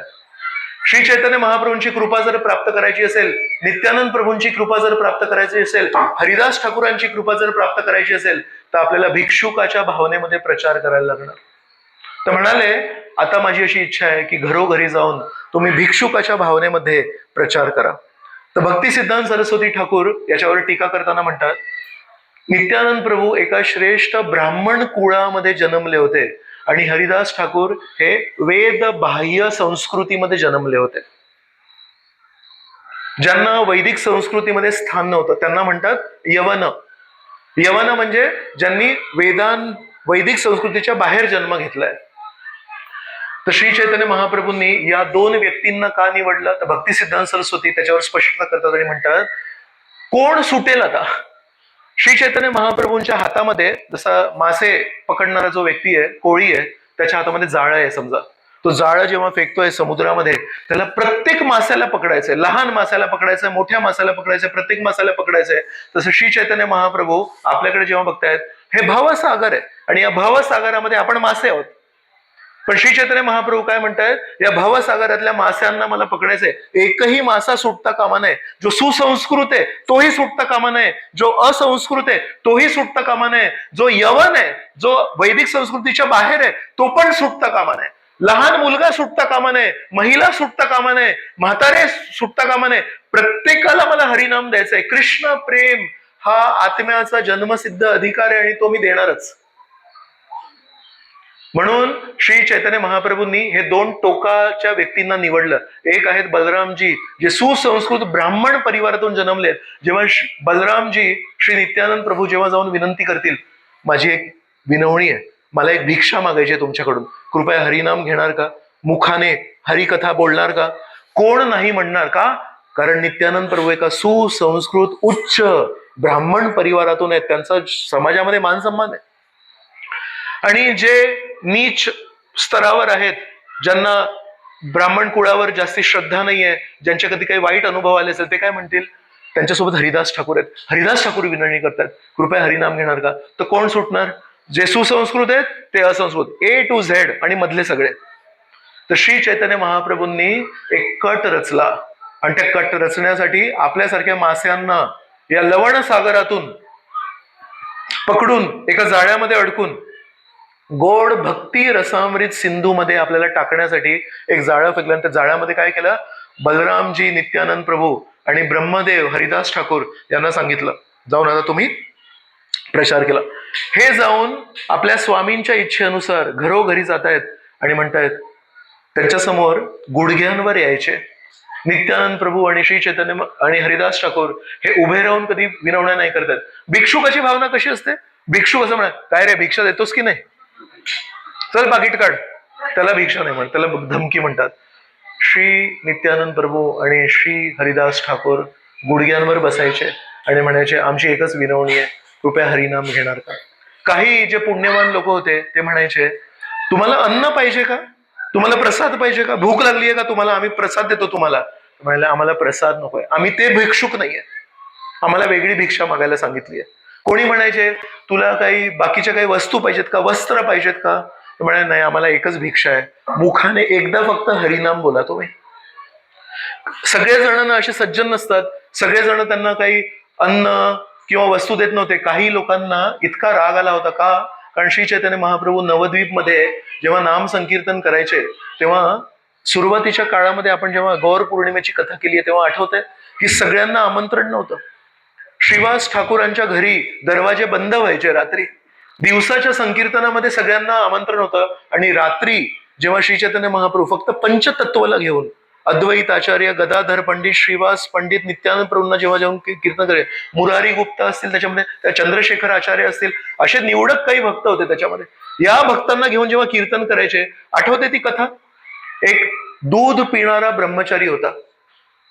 त्या दूध पिणाऱ्या ब्रह्मचार्याने श्रीवास पंडिताला विनंती केली, मी आयुष्यभरामध्ये अन्नाचा एक दाणा नाही खाल्लाय, मी फक्त दूध पिणारा ब्रह्मचारी आहे, मी ब्रह्मचर्य व्रताचं पालन केलंय, कृपया मला त्या संकीर्तनामध्ये भाग घ्यायला देणार का. श्रीवास पंडित म्हणाले, श्री चैतन्य महाप्रभूंनी सांगितले, अजिबात कोणाला घेऊ नाही शकत.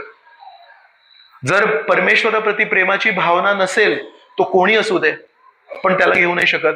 पण यांनी श्रीवास पंडितांना एवढी विनवणी केली. श्रीवास पंडित म्हणाले, आम्ही जिथे संकीर्तन करतो ते पिंप असतो एक, त्या पिंपामध्ये तुला बसवतो आणि आतमध्ये बसून छोटे छोटे छिद्र असतात, त्या छिद्रातून बघायचं, अजिबात बाहेर यायचं नाही आणि अजिबात नाही करायचं, काही आवाज काढायचा नाही. अशा प्रकारे पिंपामध्ये त्या दूध पिणाऱ्या ब्रह्मचार्याला बसवून त्याला नाम संकीर्तनामध्ये प्रवेश दिला. श्री चैतन्य महाप्रभू त्या दिवशी आले आणि म्हणतात, संकीर्तन करू म्हणतात, श्रीवास आज इथे असा कोणी व्यक्ती आहे का जो इथे नसायला पाहिजे. तर श्रीवास पंडित म्हणतात, असा कोणी व्यक्ती नाही आहे जो पवित्र नाही आहे. खोटं नाही बोलले पण खरं नाही बोलले. परत श्री चैतन्य महाप्रभूंनी नामसंकीर्तन सुरू केलं. परत नामसंकीर्तन करताना म्हणतात, श्रीवास आज इथे कोणी अनधिकृत व्यक्ती आलाय का. मग श्रीवास पंडितांना लक्षात आलं, आता जास्ती खोटं नाही बोलू शकत. म्हणाले, काय आहे ना, एक खूप शुद्ध मनाचा, एक खूप शुद्ध सवयींचा, एक खूप शुद्ध चारित्र्याचा एक दूध पिणारा ब्रह्मचारी आहे, त्याची खूप इच्छा होती या संकीर्तनामध्ये भाग घेण्याची, तो इथे आलाय.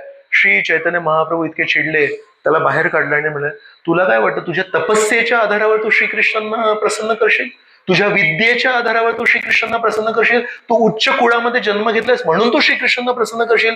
शबरी कुठल्या उच्च कुळामध्ये जन्मली होती.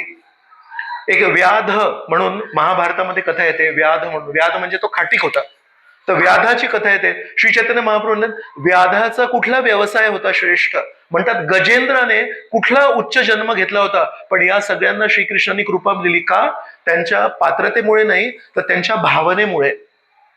आणि तुझी जर ही भावना असेल की माझा हक्क आहे नाम संकीर्तनामध्ये भाग घेण्याचा, माझा हक्क आहे श्रीकृष्णांची कृपा प्राप्त करण्याचा, तर तीच तुझी अपात्रता आहे, चालता हो इकडून.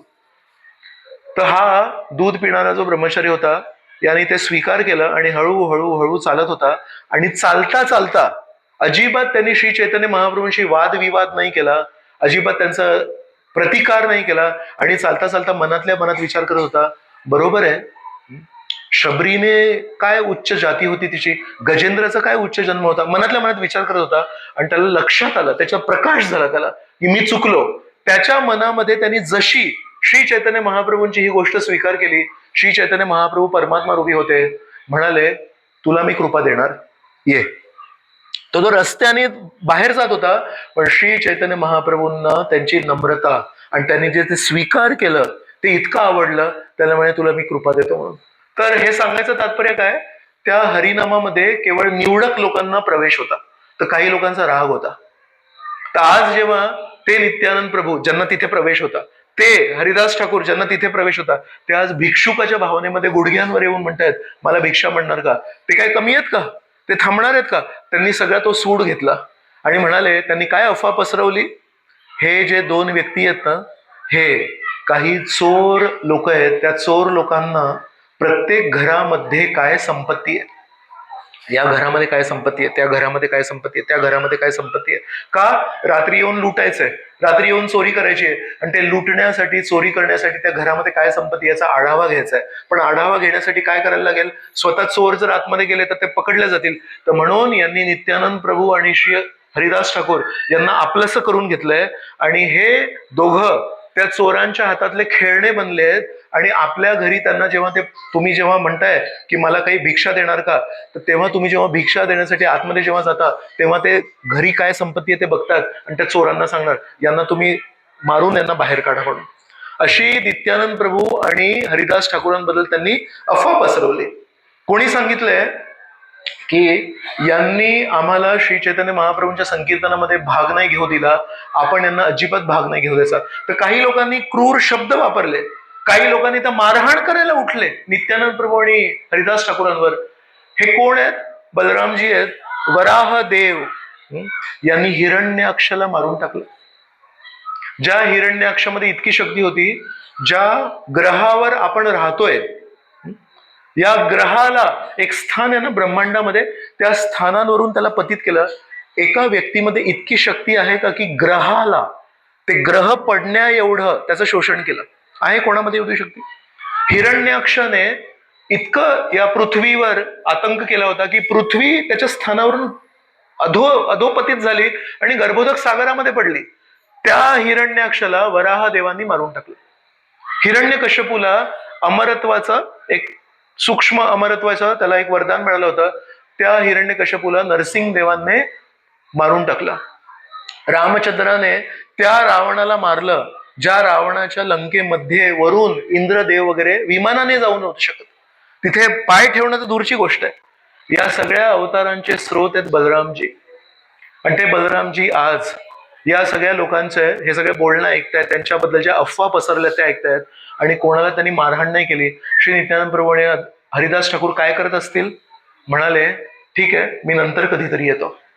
काही लोक जेव्हा त्यांच्या अशा विनवण्या बघत होत्या, तेव्हा जवळ जाऊन बघितलं की हे लोक खरोखर असं भावना आहे यांची की नाटक करतायत.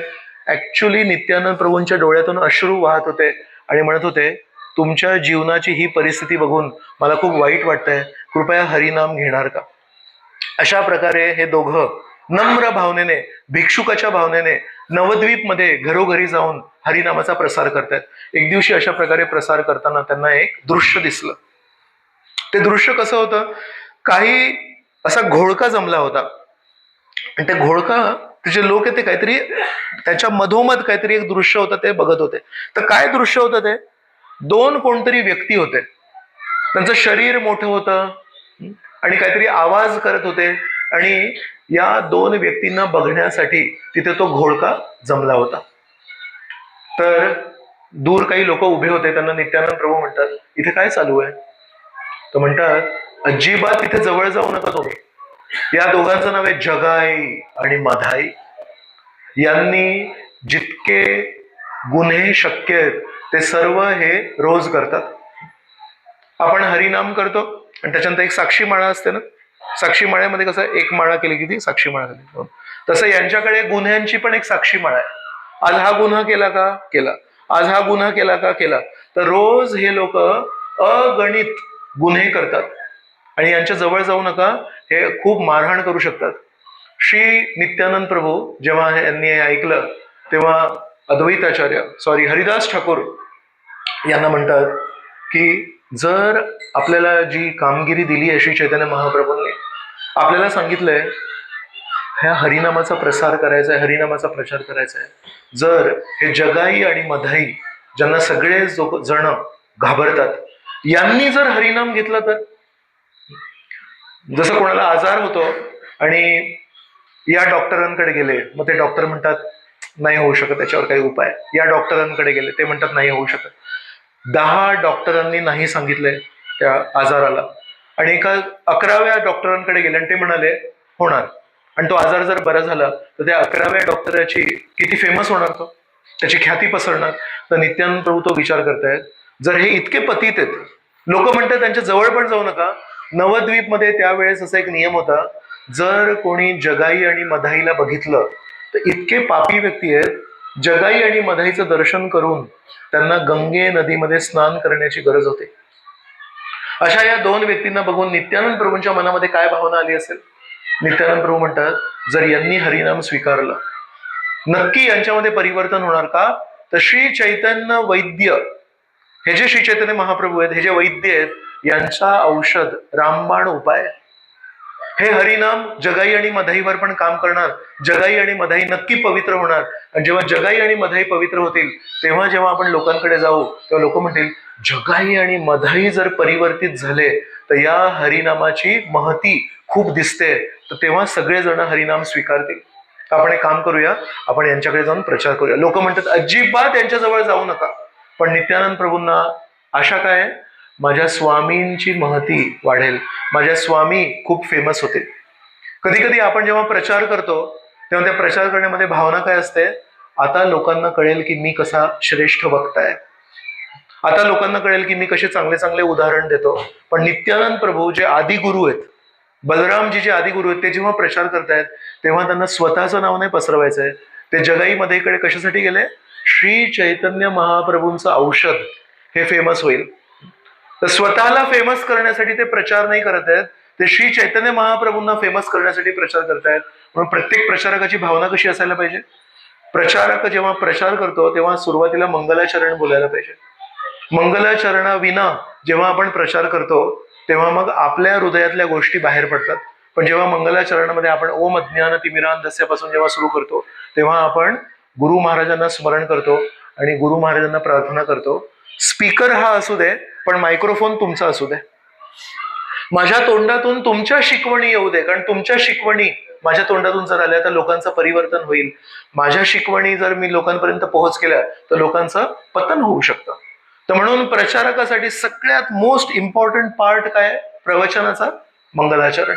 आणि मंगलाचरणाच्या वेळेस काय प्रार्थना करायला पाहिजे, माझ्याद्वारे गुरु शिष्य परंपरेच्या शिकवणी लोकांपर्यंत पोहोच होऊ दे. नित्यानंद प्रभू भिक्षुकाच्या भावनेत आहेत आणि नित्यानंद प्रभू श्री चैतन्य महाप्रभूंना फेमस करण्याच्या भावनेमध्ये जगाई आणि मधाईच्या जवळ गेले. हे जगाई आणि मधाई त्या दिवशी एका लहानशा मडक्यामध्ये दारू पित होते. श्री नित्यानंद प्रभू जवळ गेले आणि म्हणाले, अहो ऐकाल का. तर जगाई आणि मधाई दारू पिण्यामध्ये मग्न होते. त्यांनी असे थोडे वळले आणि नित्यानंद प्रभूंकडे बघितले आणि म्हणाले, काय. तर म्हणतात, जगाई आणि मधाईचे जे डोळे होते दारू पिऊन असे मदमत्त होते आणि त्यांना राग आला, आम्हाला कोणतरी येऊन काहीतरी आता प्रवचन देणार आहे. तसं म्हणतात ना की सर्पाला जर दूध पाजलं तर त्याचं फक्त केवळ विषवर्धनम, फक्त त्याचं विष वाढतं. तसं त्या दोघांना वाटतंय आम्ही जे करतोय ते योग्य करतोय, हा कोण व्यक्ती आता आम्हाला येऊन सांगतोय. अत्यंत रागाच्या भावनेने नित्यानंद प्रभूंकडे त्यांनी बघितलं आणि नित्यानंद प्रभू त्यांना म्हणतायत, कृपया श्रीकृष्णांचं नाव घेणार का. श्रीकृष्णच आपले माता, श्रीकृष्णच आपले पिता, श्रीकृष्णच आपले सर्वस्व, हे कृपया तुम्ही स्वीकार करणार का. तो म्हणाले, अच्छा श्रीकृष्ण आमचे मिता, श्रीकृष्ण आमचे पिता, श्रीकृष्ण आमचे सर्वस्व, काय तुला बघतो आता. आणि दोघांनी धाव घेतली.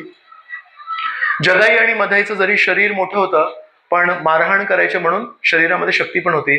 तर नित्यानंद प्रभू आणि हरिदास ठाकूर यांना पकडण्यासाठी, त्यांना मारण्यासाठी त्यांच्या मागे पळाले. आणि नित्यानंद प्रभूंकडे किती शक्ती आहे, अमाप शक्ती आहे. पण या अवतारामध्ये त्यांनी स्वामींची शिकवण स्वीकारली आहे. काय आहे स्वामींची शिकवण, भिक्षुकाच्या भावनेमध्ये प्रचार करायचा आहे. तर श्री नित्यानंद प्रभू तेच बलराम आहेत. त्या बलरामांनी काय केलं होतं माहितीये, जेव्हा बलरामजी महाभारताच्या युद्धामध्ये भाग नाही घेतले आणि महाभारताच्या युद्धामध्ये भाग न घेता जेव्हा तीर्थयात्रा करत होते तेव्हा नैमिषारण्यामध्ये पोहोचले. आणि तेव्हा रोमहर्षण सूत नावाचे एक साधू व्यासासनावर बसले होते आणि अनेक अनेक साधूंना मार्गदर्शन करत होते. आणि तेवढ्यात बलरामजी तिकडे आले आणि या व्यक्तीकडून अपेक्षा होती की बलरामजींना मान सन्मान द्यायला पाहिजे होता. तर आपलं प्रवचन थांबवून उतरून बलरामजींना नमस्कार करायला पाहिजे होता.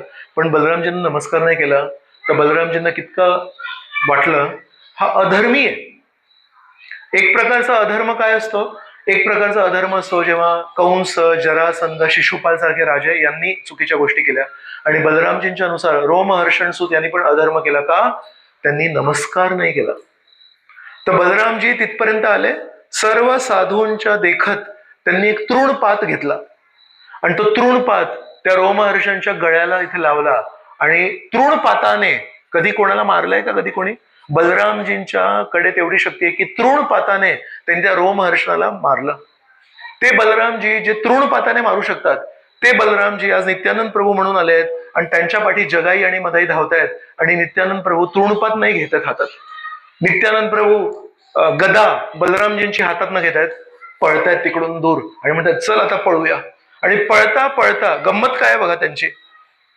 पळता पळता शेजारी हरिदास ठाकूर आहेत. हरिदास ठाकूरांना म्हणतात, हरिदास ठाकूर, एक काळ होता जेव्हा तुम्ही एकटे प्रचार करायचे, तेव्हा तुम्हाला आठवतं का की काझीने तुम्हाला 22 गावांमध्ये चाबूक मारले होते.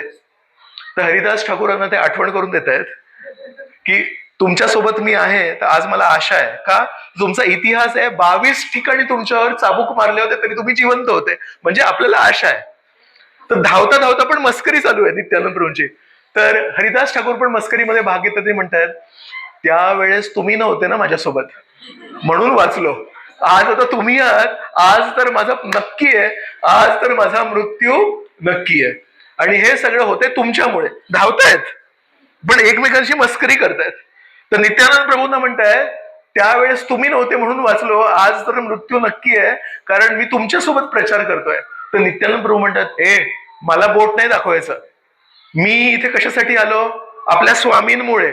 तुला जर बोट दाखवायचं असेल तर श्री चैतन्य महाप्रभूंना सांग. आजपर्यंत मी असं बघितलं नाही की एक ब्राह्मण एका राजासारखा वागतोय. हे काय राजे आहेत का? राजे काय करतात? आसनावर बसत आणि आज्ञा देतात, चल तुझी ही सेवा, तुझी ही सेवा, तू हे कर, तू हे कर. आपले गौरांग महाप्रभू आहेत, एक ब्राह्मण आहेत, पण आज त्यांचा मूड बदललेला दिसतोय. एका राजासारखे आपल्याला ऑर्डर देत आहेत. तर जर तुला दोष द्यायचा असेल तर गौरांग महाप्रभूंना दोष दे, मला दोष द्यायचा नाही. आणि अशा प्रकारे एकमेकांना हसवा हसवी करत एकमेकांकडे मस्करी करत तिथून पळून गेले. पण पळता पळता हे पण मागे आहेत, पण हे दोघं त्यांना पकडू नाही शकले आणि थांबले. मग थकले जगाई आणि मधाई. पण मी काय म्हटलं, त्यांचा छंद काय होता? जे दोन लोक लक्षपूर्वक ऐकतात ते या प्रश्नाचं उत्तर देऊ शकतात. जगाई मधाईचा पण एक छंद होता. मारहाण करायचा छंद होता. त्यांना त्याच्यातून काही आर्थिक फायदा नव्हता मिळत. तर आता या दोघांना मारायचं होतं आणि या दोघांना मारायचं होतं, पण हे दोघं तर पळून गेले. पण छंद थांबतो का?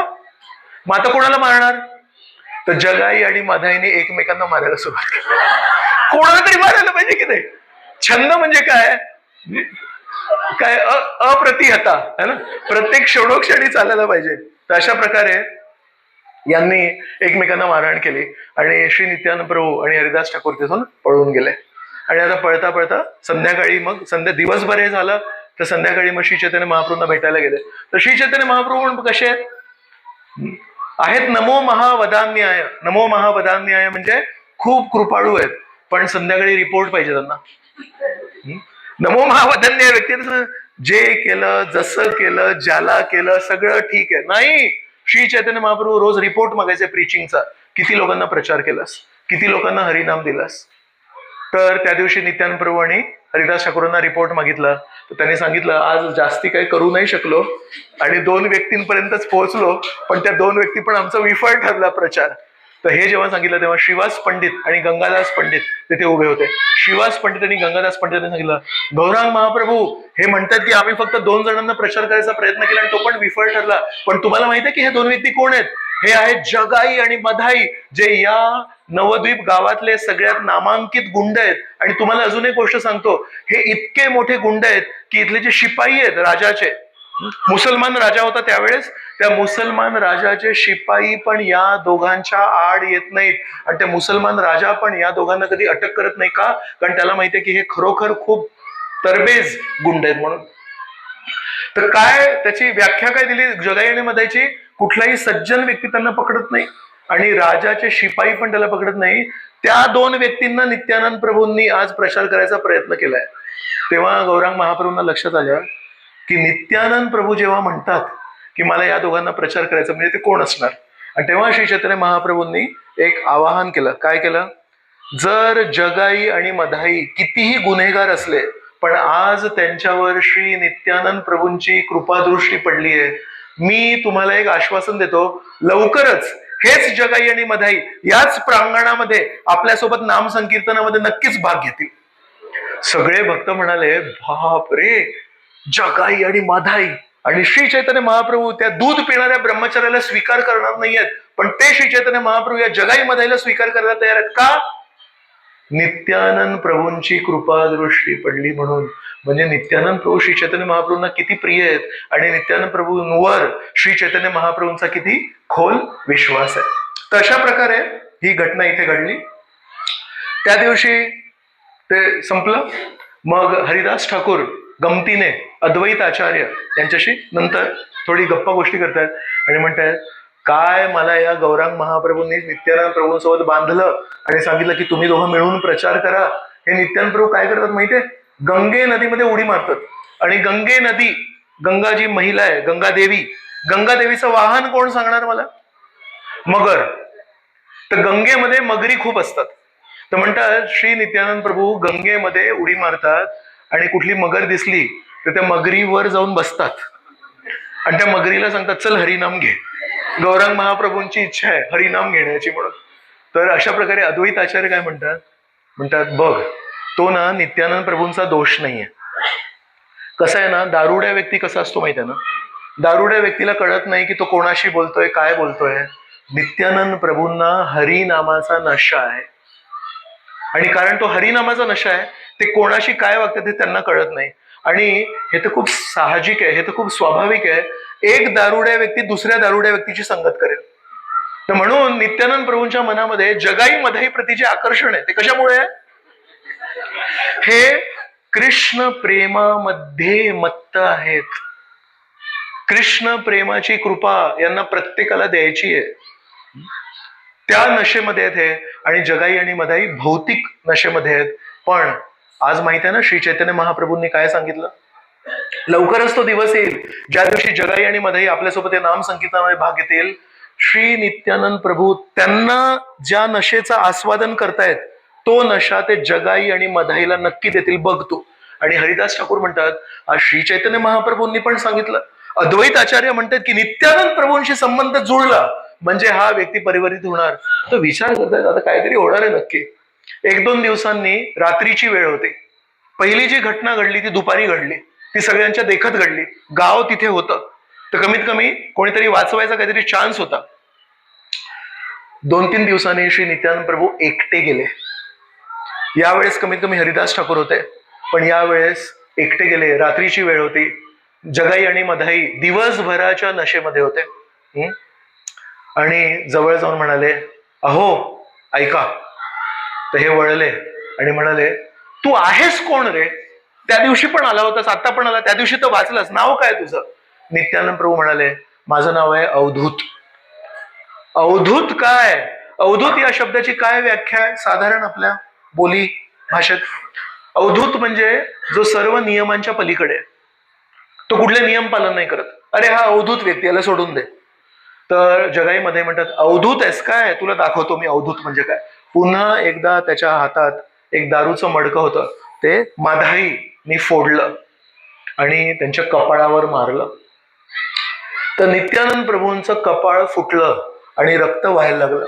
आणि श्री चैतन्य भागवतामध्ये वृंदावनदास ठाकूर म्हणतात, इतकं रक्त व्हायला लागलं की श्री नित्यानंद प्रभूंचा चेहरा, श्री नित्यानंद प्रभूंचं शरीर आणि श्री नित्यानंद प्रभूंचे कपडे त्या रक्तामध्ये भिजले. पण नित्यानंद प्रभू अजूनही मधाईकडे असेच बघतायत, जरी इथून सगळं रक्त वाहत आहे वा असं वाटत. आणि मधाई परत त्याच्याकडे बघतायत, अजून पाहिजे काय तुला? आणि परत एक मडकं उचललं त्याने आणि परत मारणार होते.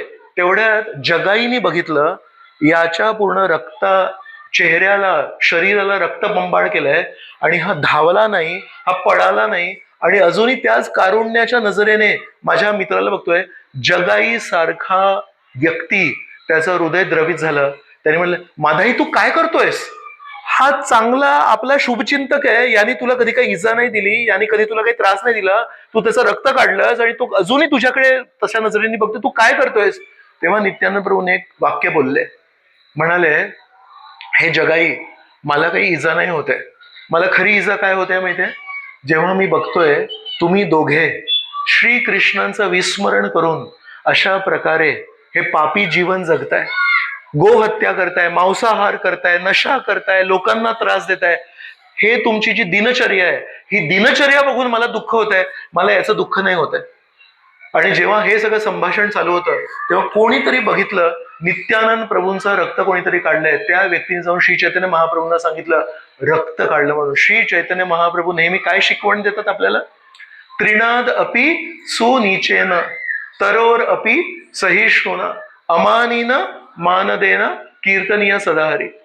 श्री चैतन्य महाप्रभूंच्या स्वतःच्या जीवनामध्ये एकदा श्री चैतन्य महाप्रभू हरिनामाचा प्रचार करतायत आणि एक दिवशी गंगे नदीमध्ये स्नान करायला गेले.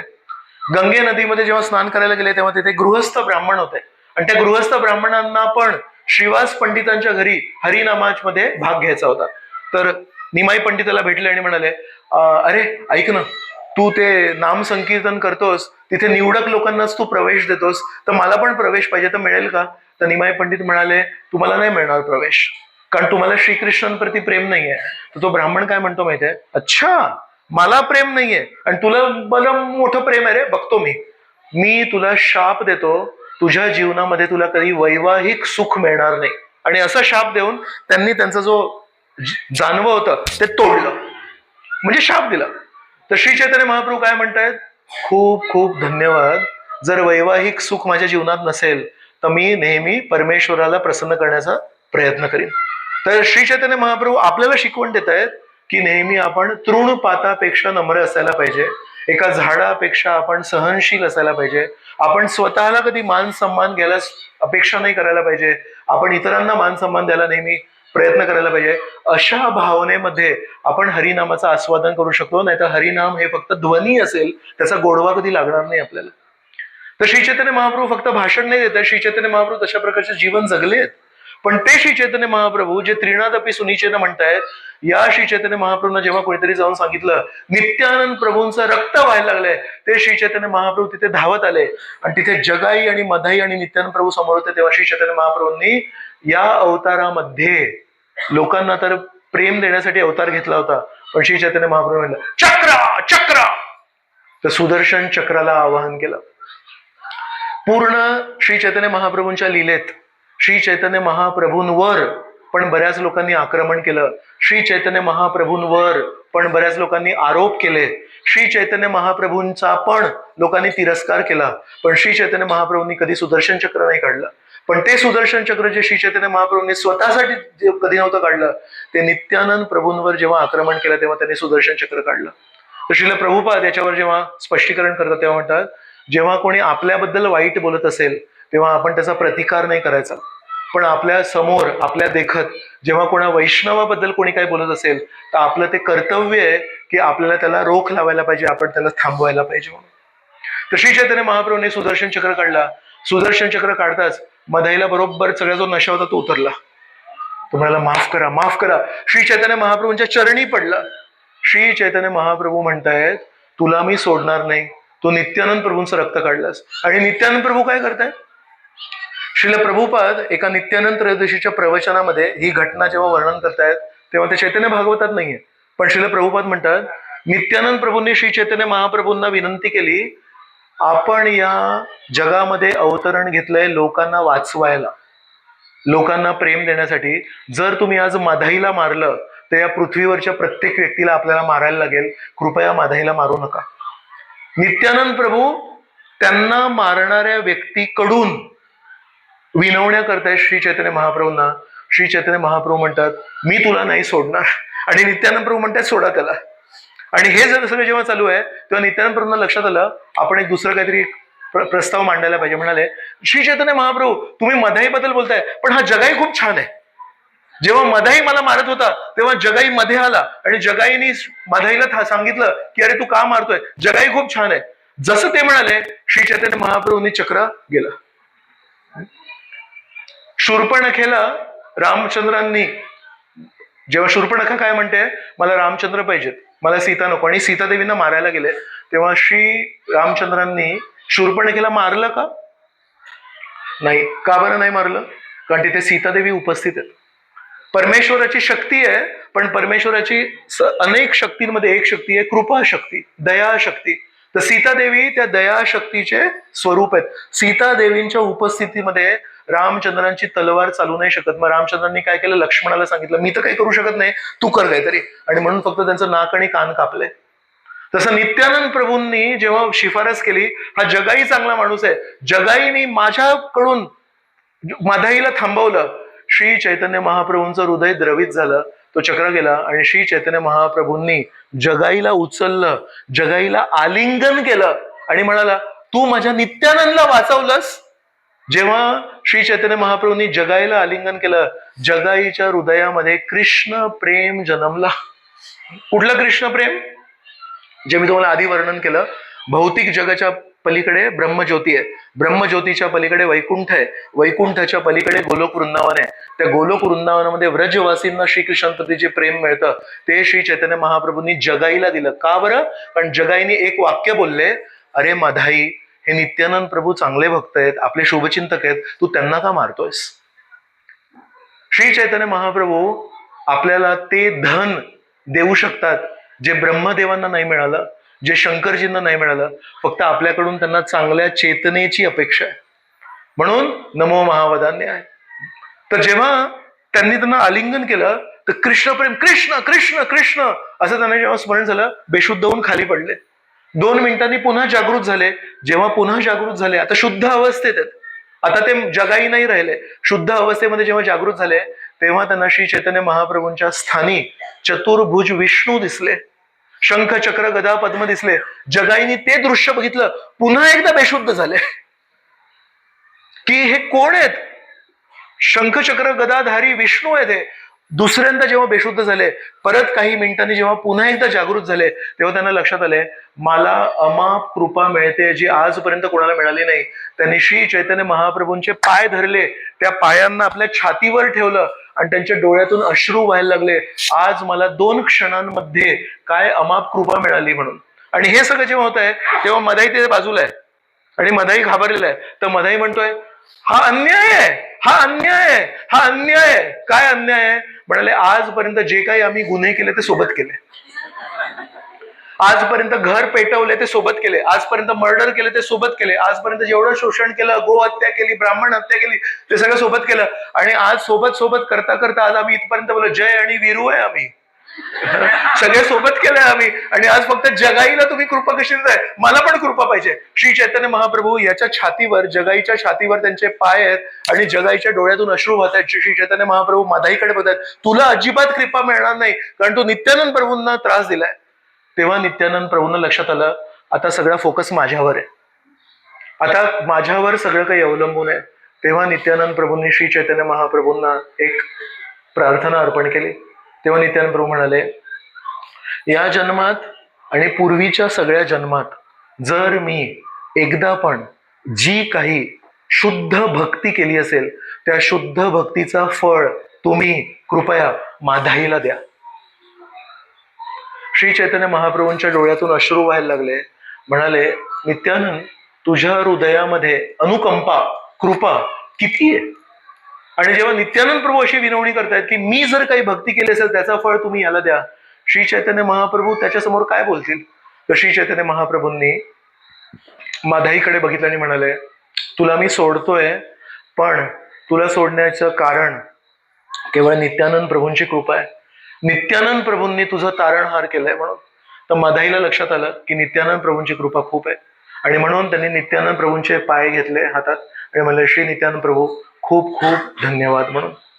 मग श्री चैतन्य महाप्रभू म्हणाले, आजपासून मी हे घोषणा करतोय की जगाई आणि मधाई हे शुद्ध भक्त झालेले आहेत. आजपर्यंत लोक जेव्हा जगाई आणि मधाईची दर्शन घ्यायचे तेव्हा त्यांना गंगे नदीमध्ये स्नान करावं लागायचं. आज मी अशी घोषणा करतोय की आजपासून जेव्हा जगाई आणि मधाईचं कोणी दर्शन करतील ते गंगे नदीच्या स्नानाप्रमाणे शुद्ध होतील. आणि तेव्हा श्री चैतन्य महाप्रभूंनी अजून एक घोषणा केली, आजपासून मी घोषणा करतो जगाई आणि मधाईच्या तोंडाद्वारे मुखाद्वारे स्वयं भगवान श्रीकृष्ण अन्न स्वीकारतील. अर्थात जगाई आणि मधाईला जर आपण काही खाऊ घातलं तर असं समजायला पाहिजे की श्रीकृष्णाने ते खाल्लं. जगाई आणि मधाईला पण ते लक्षात नाही आलं की आपण एवढे पवित्र झालो का. पण श्री चैतन्य महाप्रभूंनी त्यांच्या अपेक्षेच्या पलीकडे त्यांना कृपा दिली. आणि त्याच्यानंतर श्री चैतन्य महाप्रभू म्हणाले, आता या दोघांना आपल्या घरी घेऊन या. श्री चैतन्य महाप्रभूंच्या घरी जिथे मोठमोठ्या साधूंना प्रवेश नव्हता तिथे आज जगाई आणि मधाईला प्रवेश मिळाला. आणि तिथे जेव्हा हे लोक गेले तेव्हा श्री चैतन्य महाप्रभू बसलेले होते. श्री चैतन्य महाप्रभू म्हणाले, आज मी तुम्हाला कृपा दिली आहे, पण मी फक्त कृपा देणार, त्याच्या मागे माझी एक अपेक्षा आहे तुमच्याकडून. आजपासून तुम्ही जे काही पाप कृत्य करत होते ते सगळे बंद. आणि आजपासून नित्यानंद प्रभूंची इच्छा होती की तुम्ही हरिनाम घ्यायला पाहिजे. आजपासून तुम्ही हरिनाम घ्यायचा आणि आजपासून तुम्ही पाप कृत्य बंद करायचे. जगाई आणि मधाई म्हणाले, नक्की, आजपासून आम्ही हरिनाम घेणार आणि पाप कृत्य बंद करणार. आणि असं जेव्हा ते म्हणाले तेव्हा श्री चैतन्य महाप्रभूंनी सर्वांच्या देखत म्हणाले, आता मी तुमचे सर्व पाप स्वीकारणार. आणि श्री चैतन्य महाप्रभूंनी जगाई आणि मधाईचे सर्व पाप सगळ्या भक्तांच्या समोर स्वीकारले. श्री चैतन्य महाप्रभूंच्या शरीराचा रंग काय आहे? सुवर्ण रंग आहे. श्री चैतन्य महाप्रभूंचं शरीर हे सावळ्या रंगाचं झालं, कारण जगाई आणि मधाईचे अमाप साक्षी माळेवरचे जेवढे पाप होते ते सगळे पाप त्यांनी स्वीकारले. तेव्हा श्री चैतन्य महाप्रभू अद्वैत आचार्य उभे होते. अद्वैत आचार्यांना म्हणतात, तुला काय दिसतंय? पण अद्वैत आचार्य कोण आहेत? अद्वैत आचार्य पण मिश्किल स्वभावाचे आहेत. अद्वैत आचार्य म्हणतात, गोकुळाचा राजा दिसतोय. यांना काय अपेक्षा होती? काहीतरी दुसरी अपेक्षा होती. पण अद्वैत आचार्य हे इतके प्रेमळ भक्त आहेत, ते श्री चैतन्य महाप्रभूंची मस्करी करू शकतात. गोकुळाचा राजा दिसतोय. श्री चैतन्य महाप्रभू याच्याशी बोलून काय फायदा नाही. आणि मग श्री चैतन्य महाप्रभूंचा रंग जेव्हा सावळा झाला तेव्हा श्री चैतन्य महाप्रभू म्हणाले, आता तुम्ही सगळ्यांनी मिळून नाम संकीर्तन करा. आणि जेव्हा श्री चैतन्य महाप्रभू म्हणतात की नाम संकीर्तन करा तेव्हा सगळ्या भक्तांनी नाम संकीर्तन सुरू केलं. आणि त्या नाम संकीर्तनाच्या त्या जल्लोषात, त्या उत्साहामध्ये श्री चैतन्य महाप्रभूंचा जो सावळा झालेला रंग होता तो हळूहळू हळू नाहीसा झाला. आणि पुन्हा एकदा श्री चैतन्य महाप्रभूंची सुवर्ण कांती त्यांना पुन्हा एकदा प्राप्त झाली. आणि मग श्री चैतन्य महाप्रभूंनी घोषणा केली, कारण तुम्ही सगळ्यांनी मिळून नाम संकीर्तन केलं त्याच्यामुळे जगाई आणि मधाईचे पाप जे मी स्वीकार केले होते ते मी एका जागी ठेवलेत. आणि म्हणाले, आजपासून मी घोषणा करतो, ज्यांना श्रीकृष्णांवर प्रेम आहे अशा व्यक्तीचे जे लोक अपराध करतील, जे लोक तिरस्कार करतील, त्या लोकांना ते जगाई आणि मधाईचे पाप मिळतील. तर ते जगाई आणि मधाईचे जे पाप आहेत ते श्री चैतन्य महाप्रभूंनी नष्ट नाही केलेत, ते श्री चैतन्य महाप्रभूंनी एका ठिकाणी ठेवलेत. आणि ते पाप कोणाला मिळतात? जे श्रीकृष्णांवर प्रेम करतात त्या व्यक्तीचा जेव्हा आपण तिरस्कार करतो तेव्हा. का? कारण त्या व्यक्तीमध्ये हजार अवगुण असतील, पण त्याच्यामध्ये मनुष्याणाम सहस्त्रेषु, कोटी कोटी व्यक्तीमध्ये एखादा व्यक्ती धार्मिक असतो. धार्मिक कोटी कोटी व्यक्तीमध्ये एक व्यक्ती खरोखर धर्म आचरण करण्यासाठी असतो. बाकी लोक फक्त नावासाठी धार्मिक असतात. दिवाळीच्या दिवशी फक्त पूजा होते, बाकीच्या दिवशी कोणी पूजा नाही करत. आणि अशा प्रकारे जे धार्मिक विधी करणारे कोटी कोटी लोक असतात त्याच्यामध्ये एखादा व्यक्ती असतो जो खरोखर परमेश्वराला जाणण्याचा प्रयत्न करतो.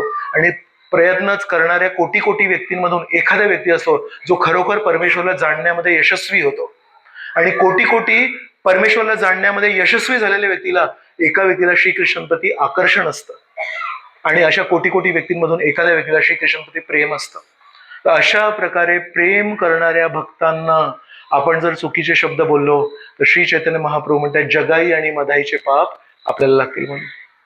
आणि मग ही घटना झाल्यानंतर जगाई आणि मधाई त्या गावातले, नवद्वीप मधले एक साधू मानले गेले. एक दिवशी तरीही मधाई, कारण खूप पवित्र झालाय, तर नित्यानंद प्रभूंना जेव्हा आपण बघायचे तेव्हा मनामध्ये खंत भावना यायची. तर एकदा काय केलं त्यांनी, नित्यानंद प्रभूंना एकांत स्थानी त्यांनी गाठलं आणि नित्यानंद प्रभूंना म्हणाले, हे नित्यानंद प्रभू, तुम्ही लक्ष्मण आहात, तुमच्यामध्ये किती शक्ती आहे. तुम्ही बलराम आहात, तुमच्यामध्ये किती शक्ती आहे. तुम्ही सर्व अवतारांचे स्रोत आहात, तुमच्यामध्ये किती शक्ती आहे. आणि त्या दिव्य शरीराला मी मारहाण केली. मी किती पतित व्यक्ती आहे. नित्यानंद प्रभू चूप बसलेत. नित्यानंद प्रभू काही बोलत नव्हते. नित्यानंद प्रभू म्हणाले, माझ्या मनामध्ये तुझ्याबद्दल कधीही कुठलीही वाईट भावना कधीच आली नाही. जर तुला खरोखर वाईट वाटत असेल आणि तुला जर मला काही प्रसन्न करायचं असेल तर मी तुला एक सेवा देतो. काय सेवा देतो? म्हणाले, नवद्वीपमध्ये बरेचसे लोक आहेत ज्यांना गंगे नदीमध्ये स्नान करायचं असतं आणि स्नान करण्यासाठी जेव्हा गंगे नदी जवळ जातात तेव्हा कधी कधी घसरतात, चिखल असतं नदीच्या काठी. तर म्हणाले, नवद्वीप वासींच्या कल्याणासाठी कृपया इथे तू एक घाट बनव आणि त्या घाटावर सुरक्षित वातावरणामध्ये नवद्वीपवासी स्नान करतील. तर मधाई म्हणाले, मी नक्की करीन म्हणून. आणि मधाई काय करायचे, नित्यानंद प्रभूंनी शेवटी त्यांच्याकडून आज्ञा मिळाली. आता सकाळी सकाळी गंगे नदीच्या एका विशिष्ट ठिकाणी जायचे आणि एक एक दगड घ्यायचे आणि त्यांनी तो घाट बनवला. आणि नित्यानंद प्रभूंनी सांगितलं होतं त्या घाटाला स्वच्छ पण ठेवायला पाहिजे. त्यांनी जाऊन घाट बनवला आधी त्यांनी आणि घाटावर रोज झाडू मारायचे, त्याला स्वच्छ ठेवायचे, जेणेकरून अधिकांश लोक तिथे येऊन सुरक्षित पद्धतीने स्नान करतील म्हणून. तरी पण काही लोक अजूनही असे होते ज्यांना आठवणी होत्या की जगाई आणि मधाईने आम्हाला किती त्रास दिला होता. त्याच्यातले काही लोक काय करायचे, तिथे कधी यायचे आणि माधाईला दगडांनी मारायचे. आता लक्षात आलं होतं की आता परिवर्तित झालाय, आता हा कोणाला मारहाण नाही करत आहे. तर तो जुना जो बदला घ्यायचा होता दगडांनी मारायचे, तर जेव्हा मारायचे माधाईला दगडांनी तेव्हा माधाई काय करायचे, तो दगड घ्यायचे. त्यांना पण लागायचा, पण दगड घेऊन त्या व्यक्तीकडे जायचे आणि म्हणायचे, बरोबर आहे, योग्य आहे, कारण मी माझ्या पूर्व जीवनामध्ये इतकी मारहाण केली आहे, इतकं तुम्हाला त्रास दिलाय, तुम्ही तर मला फक्त एक दगड मारताय, त्याच्यामध्ये काही गैर नाही, त्याच्यामध्ये काही चुकीचं नाही. आणि पुन्हा एकदा त्या व्यक्तीला तो दगड द्यायचे. सगळ्यात क्रूरातला क्रूर व्यक्ती पण जो बदला घेण्याच्या भावनेने यायचा, जेव्हा माधाई त्यांच्याकडे जाऊन त्यांच्या हातात पुन्हा तो दगड देत आहेत आणि म्हणतायत की नाही, याच्यामध्ये काही चुकीचं नाहीये, अशा क्रूरातला क्रूर व्यक्ती पण त्यांच्या डोळ्यातून अश्रू वाहायचे आणि ते माधाईला नमस्कार करायचे आणि म्हणायचे, कृपया मला माफ करा, मला माहिती नव्हतं की तुमच्यामध्ये इतकं हृदय परिवर्तन झालंय. आणि माधाई म्हणायचे, नाही, तुम्ही जे करताय ते बरोबर आहे, माझ्याकडून भरपूर चुका झाल्यात.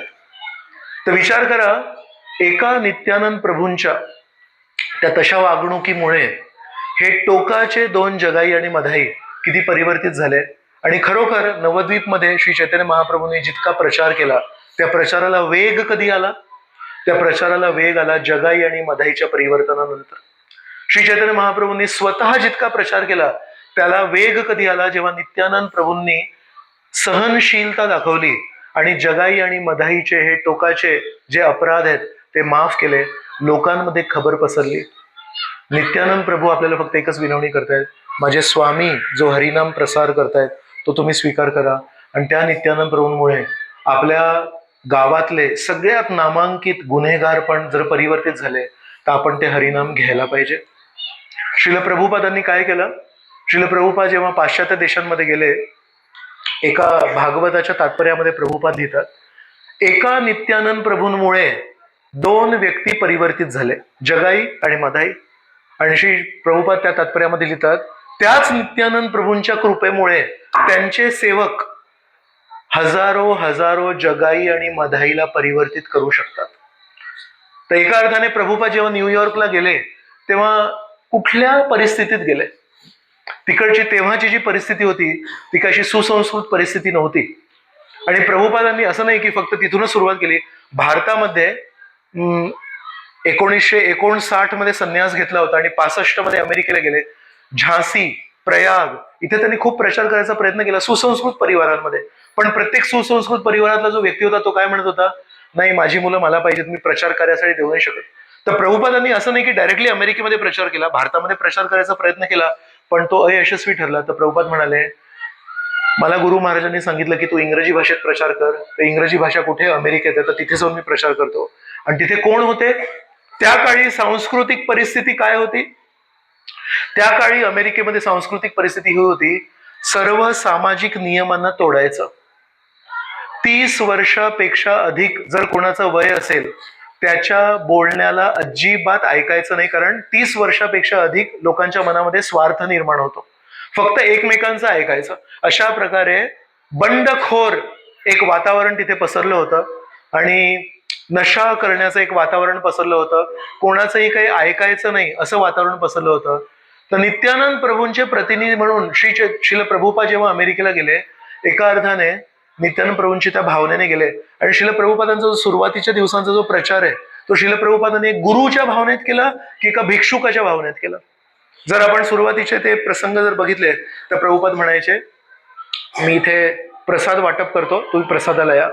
त्याला तो कुठल्या नशेत आहे त्याला माहिती नाही, त्याला तो काय ऐकतोय त्याला नाही माहिती, पण त्याला एक माहिती होतं, स्वामीजी जो स्वयंपाक करतात तो स्वयंपाक खूप छान असतो. आणि स्वामीजी काय करायचे, गुलाबजाम बनवायचे आणि काचेच्या बरणीमध्ये ते गुलाबजाम ठेवायचे. तर पाश्चात्य देशाच्या लोकांना तो गुलाबजाम माहिती नाही, त्यांना केक माहिती आहे ना, पण तो असा गोल आणि तो असं तरंगत असतो आणि तो तोंडात टाकला की असं तो फुगतो, असा तो गोड. तर पहिल्यांदा कोणीतरी तो टाकला, तो म्हणाला बापरे हे काय. तर प्रभुपाद म्हणाले, दिस इज कॉल्ड इस्कॉन बुलेट. ही तोप असते, तोपेची गोळी आहे ही. प्रभुपाद म्हणाले, तुझ्या हृदयामध्ये जेवढे अनर्थ आहेत ते सगळे मरतील, तर मी अजूनही घेऊ शकतो का, घे नाही घे. अशा प्रकारे त्यांना सवय लागली. मग प्रभुपादांनी एक दिवशी 1 वर्ष ऑलमोस्ट प्रसाद खाऊ घातला. 1 वर्ष सनातन गोस्वामी, रूप गोस्वामींचं जीवन चरित्र सांगितलं, श्री चैतन्य महाप्रभूंबद्दल सांगितलं. कोणाला काही कळत नव्हतं तरी पण बसायचे, का, नंतर प्रसाद मिळणार आहे. मग एक दिवशी दीक्षाचा कार्यक्रम होता. ज्या दिवशी सकाळी दीक्षा आहे त्या दिवशी संध्याकाळी एक नोटीस लावला प्रभुपादांनी की ज्यांना ज्यांना उद्या दीक्षा घ्यायची त्यांना हे 4 नियम पालन करायचे. त्या दिवसापूर्वी ते 4 नियम काय आहेत कोणाला माहिती पण नव्हते. त्यांना वाटलं 4 नियम एकच होते, खूप प्रसाद खायचा, खूप नाचायचं, खूप उड्या मारायच्या आणि खूप इकडे तिकडे फिरायचं. हे 4 नियम माहिती होते. प्रभुपादांनी कागदावर लिहिले, स्वतःने सांगितलं. प्रभुपादांनी स्वतःने सांगितलं की हे 4 नियम पालन करायचे, कागदावर लिहिले आणि तिथे लावले. मग लोक आले तिथे आणि म्हणतात, बाप रे, नशा नाही करायचा, मांसाहार नाही करायचा, व्यभिचार नाही करायचा, जुगार नाही करायचा, मग करायचं काय जीवनामध्ये, हेच तर करतो आपण. मग म्हणाले आता आपण सोडून जाऊया, आपल्याला स्वामीजींसोबत नाही राहायचंय. तर म्हणाले चला जाऊया म्हणून. तर जाता जाता दरवाजातून बाहेर जाणार, दरवाजाच्या शेजारी ती काचेची बरणी होती. तर म्हणाले जाता जाता एक खाऊन जाऊया.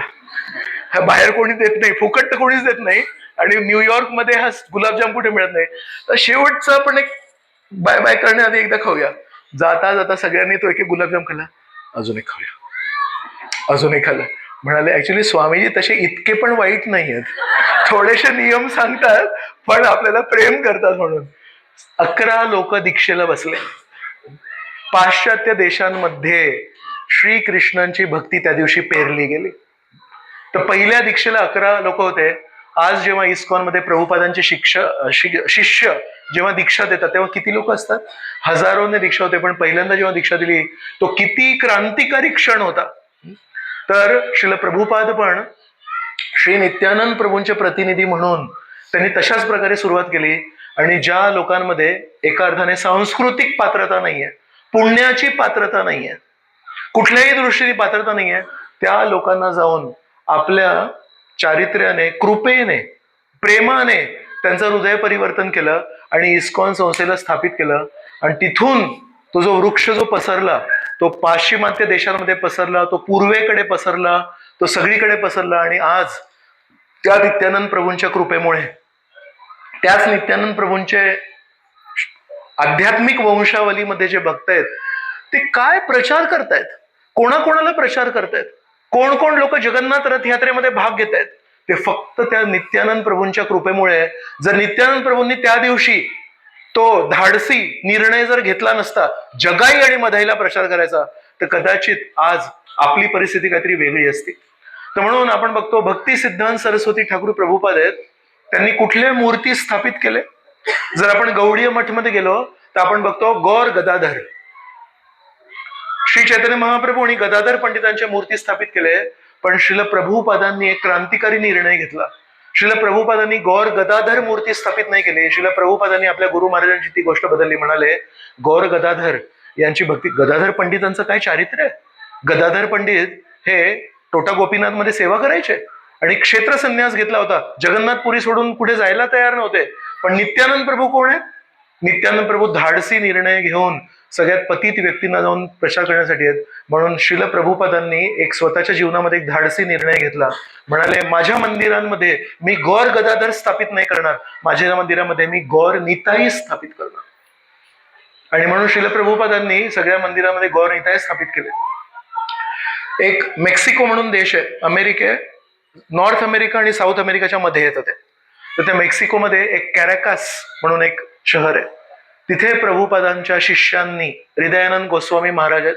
तर हृदयानंद महाराजांनी तेव्हा तिथे गौर निताईचं मंदिर स्थापित केलं आणि मूर्तींची प्राणप्रतिष्ठा करण्यासाठी प्रभुपादांना विनंती केली. आणि प्रभुपाद जेव्हा ते कॅराकसच्या मंदिरामध्ये पोहोचले प्राणप्रतिष्ठेसाठी, तेव्हा जेव्हा प्रवेश केले तेव्हा अशा गौर निताई तिथे उपस्थित होते. प्रभुपादांनी दंडवत प्रणाम केला आणि प्रभुपादांच्या डोळ्यातून अश्रू व्हायला लागले. आणि प्रभुपाद म्हणाले just to save you Gaur Nitai have travelled from Shri Mayapur Dham to Mexico. Shri Prabhupada म्हणाले तुम्हा मेक्सिकोच्या लोकांना मदत करण्यासाठी, तुम्हाला कृपा देण्यासाठी श्री चैतन्य महाप्रभू आणि श्री नित्यानंद प्रभू मायापूर नवद्वीप मधून प्रवास करून इथपर्यंत आलेत. ऍक्च्युली गौर निताई स्वतः प्रवास करून आले का, कोणी प्रवास करून घेतला त्यांच्याकडून? श्रील प्रभुपादांनी प्रवास करून घेतला. श्रील प्रभुपादांनी प्रचार केला. पण प्रभुपादांनी हे नाही म्हटलं मी गौर निताईला आणलंय. भिक्षुकाच्या वृत्तीमध्ये होते. म्हणाले काय तुमचं सौभाग्य आहे, गौर निताई भारताच्या मायापूर नवद्वीप मधून मेक्सिको पर्यंत प्रवास करून आलेत. आणि जेव्हा हातात करताल घेतले तेव्हा भजन गायला लागले. परम करुण पहुदुई जन निताई गौरचंद्र सब अवतार सार शिरोमणी केवल आनंद कंद. हे जेव्हा पहिली ओळ बोलले तेव्हा अश्रू वाहता वाहता श्रील प्रभुपाद स्तब्ध झाले. स्तब्ध झाले म्हणजे काय, वेगळ्या चेतनेच्या स्तरावर गेले. आणि सगळे भक्त समोर बसले होते. भक्तांना माहिती नाही अशा परिस्थितीमध्ये काय करायचं. हृदयानंद महाराजांना विचारलं. हृदयानंद महाराज म्हणाले एक गोष्ट मला माहिती आहे, हरिनाम केल्याने प्रभुपाद प्रसन्न होतात. चला सगळ्यांनी हरिनाम करा. सगळे हरे कृष्ण अशा प्रकारे कीर्तन करू लागले. 5 मिनिटांनी प्रभुपाद त्या स्तब्ध अवस्थेतून असे स्थिर झाले होते. मग असे झाले आणि म्हणाले तुम्ही नाम संकीर्तन करा. ते प्रवचन तिथेच थांबलं आणि प्रभुपाद उठून निघून गेले. तर प्रभुपाद त्या क्षणी विचार करतायत या जगभरामध्ये आज जो प्रचार होतोय तो गौर निताईमुळे होतोय. जसं मी सुरुवातीला म्हटलं की सुरुवातीला वैदिक काळामध्ये जर आपल्याला आध्यात्मिक मार्गदर्शन पाहिजे असतं तर आपल्यामध्ये पात्रता पाहिजे होती. पण गौर निताईने तो नियम बदलला आणि म्हणाले पात्र अपात्र ना देखे स्थान स्थान जार जैसे मिले तार करे प्रेम दान. गौर निताईने म्हटलं कोण पात्र कोण अपात्र, कुठलं स्थान पवित्र आहे कुठलं स्थान अपवित्र आहे काही विचार नाही करायचा. आपण एकच काम करायचं, श्री कृष्णांप्रती व्रजवासींचं जे प्रेम आहे ते दान करायचं. आणि ते दान करण्यासाठी श्रील प्रभुपादांच्या द्वारे त्यांनी एक चळवळ पसरवली. ती काय चळवळ आहे, त्याला म्हणतात हरे कृष्ण आंदोलन. तर इस्कॉन संस्थेची स्थापना कशासाठी केली आहे प्रभुपादांनी? जर प्रभुपादांना विचारलं, नित्यानंद प्रभूंना विचारलं तर श्रील नित्यानंद प्रभू आणि श्रील प्रभुपाद म्हणतायत मला घरोघरी हरिनाम द्यायचंय, मला घरोघरी भागवत पोचवायचंय, मला घरोघरी गीता पोचवायची आहे. ते करण्यासाठी जर संस्कृती मदत करत असेल तर करा. पण आपल्या चळवळीचा जो ध्येय आहे, आपल्या चळवळीचा जो उद्देश आहे तो सांस्कृतिक परिवर्तन नाही आहे. आपल्या चळवळीचा उद्देश आहे लोकांना कृष्णाशी भेट घालून द्यायची. पुस्तक रूपी कृष्ण भागवतात आहे, अन्न रूपी कृष्ण प्रसादात आहे, ध्वनी रूपी कृष्ण कीर्तनात आहे, धाम रूपी कृष्ण कुठल्या वृंदावन मायापूर जगन्नाथपुरी याच्यात आहे. तर श्रील प्रभुपाद आणि नित्यानंद प्रभू म्हणतायत बाकी सगळ्या गोष्टी आहेत ना ते द्यायचे असेल तर द्या, नाही पण त्या खूप हळू काम करतात. पण जर हरिनाम आपण दिलं, हरिनामाचं औषध हे लोकांच्या हृदयावर खूप पटकन काम करेल. म्हणून आपल्या सर्वांकडून नित्यानंद प्रभूंची अपेक्षा आहे, आपल्याला लोकांना हरिनाम द्यायचंय, आपल्याला लोकांना कृष्ण प्रेम हरिकथा द्यायची. त्यासाठी श्रील प्रभुपादांनी आंतरराष्ट्रीय कृष्ण भावनामृत संघ स्थापित केले. तर म्हणून आपण आज श्री नित्यानंद प्रभूंना प्रसन्न करण्यासाठी कीर्तन करूया आणि श्री नित्यानंद प्रभूंना प्रार्थना करूया की हे नित्यानंद प्रभू, आम्हाला ती शक्ती द्या, ती स्पष्टता द्या की हरिनामाने परिवर्तन होईल, हरिकथेने परिवर्तन होईल, आणि आम्ही जो काही लहान खारुताईसारखा किंवा मोठा हनुमानजींसारखा जो काही प्रचार करू त्याच्यामध्ये एक भिक्षुकाची भावना असेल. आम्ही नेहमी नम्रतेने लोकांच्या समोर हात जोडू, कृपया हरिनाम घ्या, कृपया हरिकथा घ्या. तर अशा भावनेने आज आपण इथे श्री नित्यानंद त्रयोदशी साजरी करतोय आणि मनातल्या मनात आपण सगळेजण जेव्हा आपण कीर्तन करू तेव्हा नित्यानंद प्रभूंना आपण आपले धन्यवाद अर्पण करूया की हे नित्यानंद प्रभू, तुम्ही जगाची रीत बदलली. शिष्य गुरूंना शोधायला निघायचे आणि तुम्ही रीत बदलली की गुरु शिष्यांना शोधायला आजकाल प्रचार करतायत. तर खूप खूप धन्यवाद श्री नित्यानंद प्रभू आणि खूप खूप धन्यवाद तुम्हा सर्व भक्तांना की आज तुम्ही नित्यानंद त्रयोदशी साजरी करण्यासाठी इतक्या बहुसंख्येने इथे एकत्रित झालात. जय श्री नित्यानंद प्रभू की जय, जय श्रील प्रभुपाद की जय, जय अनंत कोटी वैष्णव वृंद की जय, जय निताय गौर प्रेमानंदे हरी हरी बोल. तर आता मी अखिल बंधू प्रभूंना विनंती करतो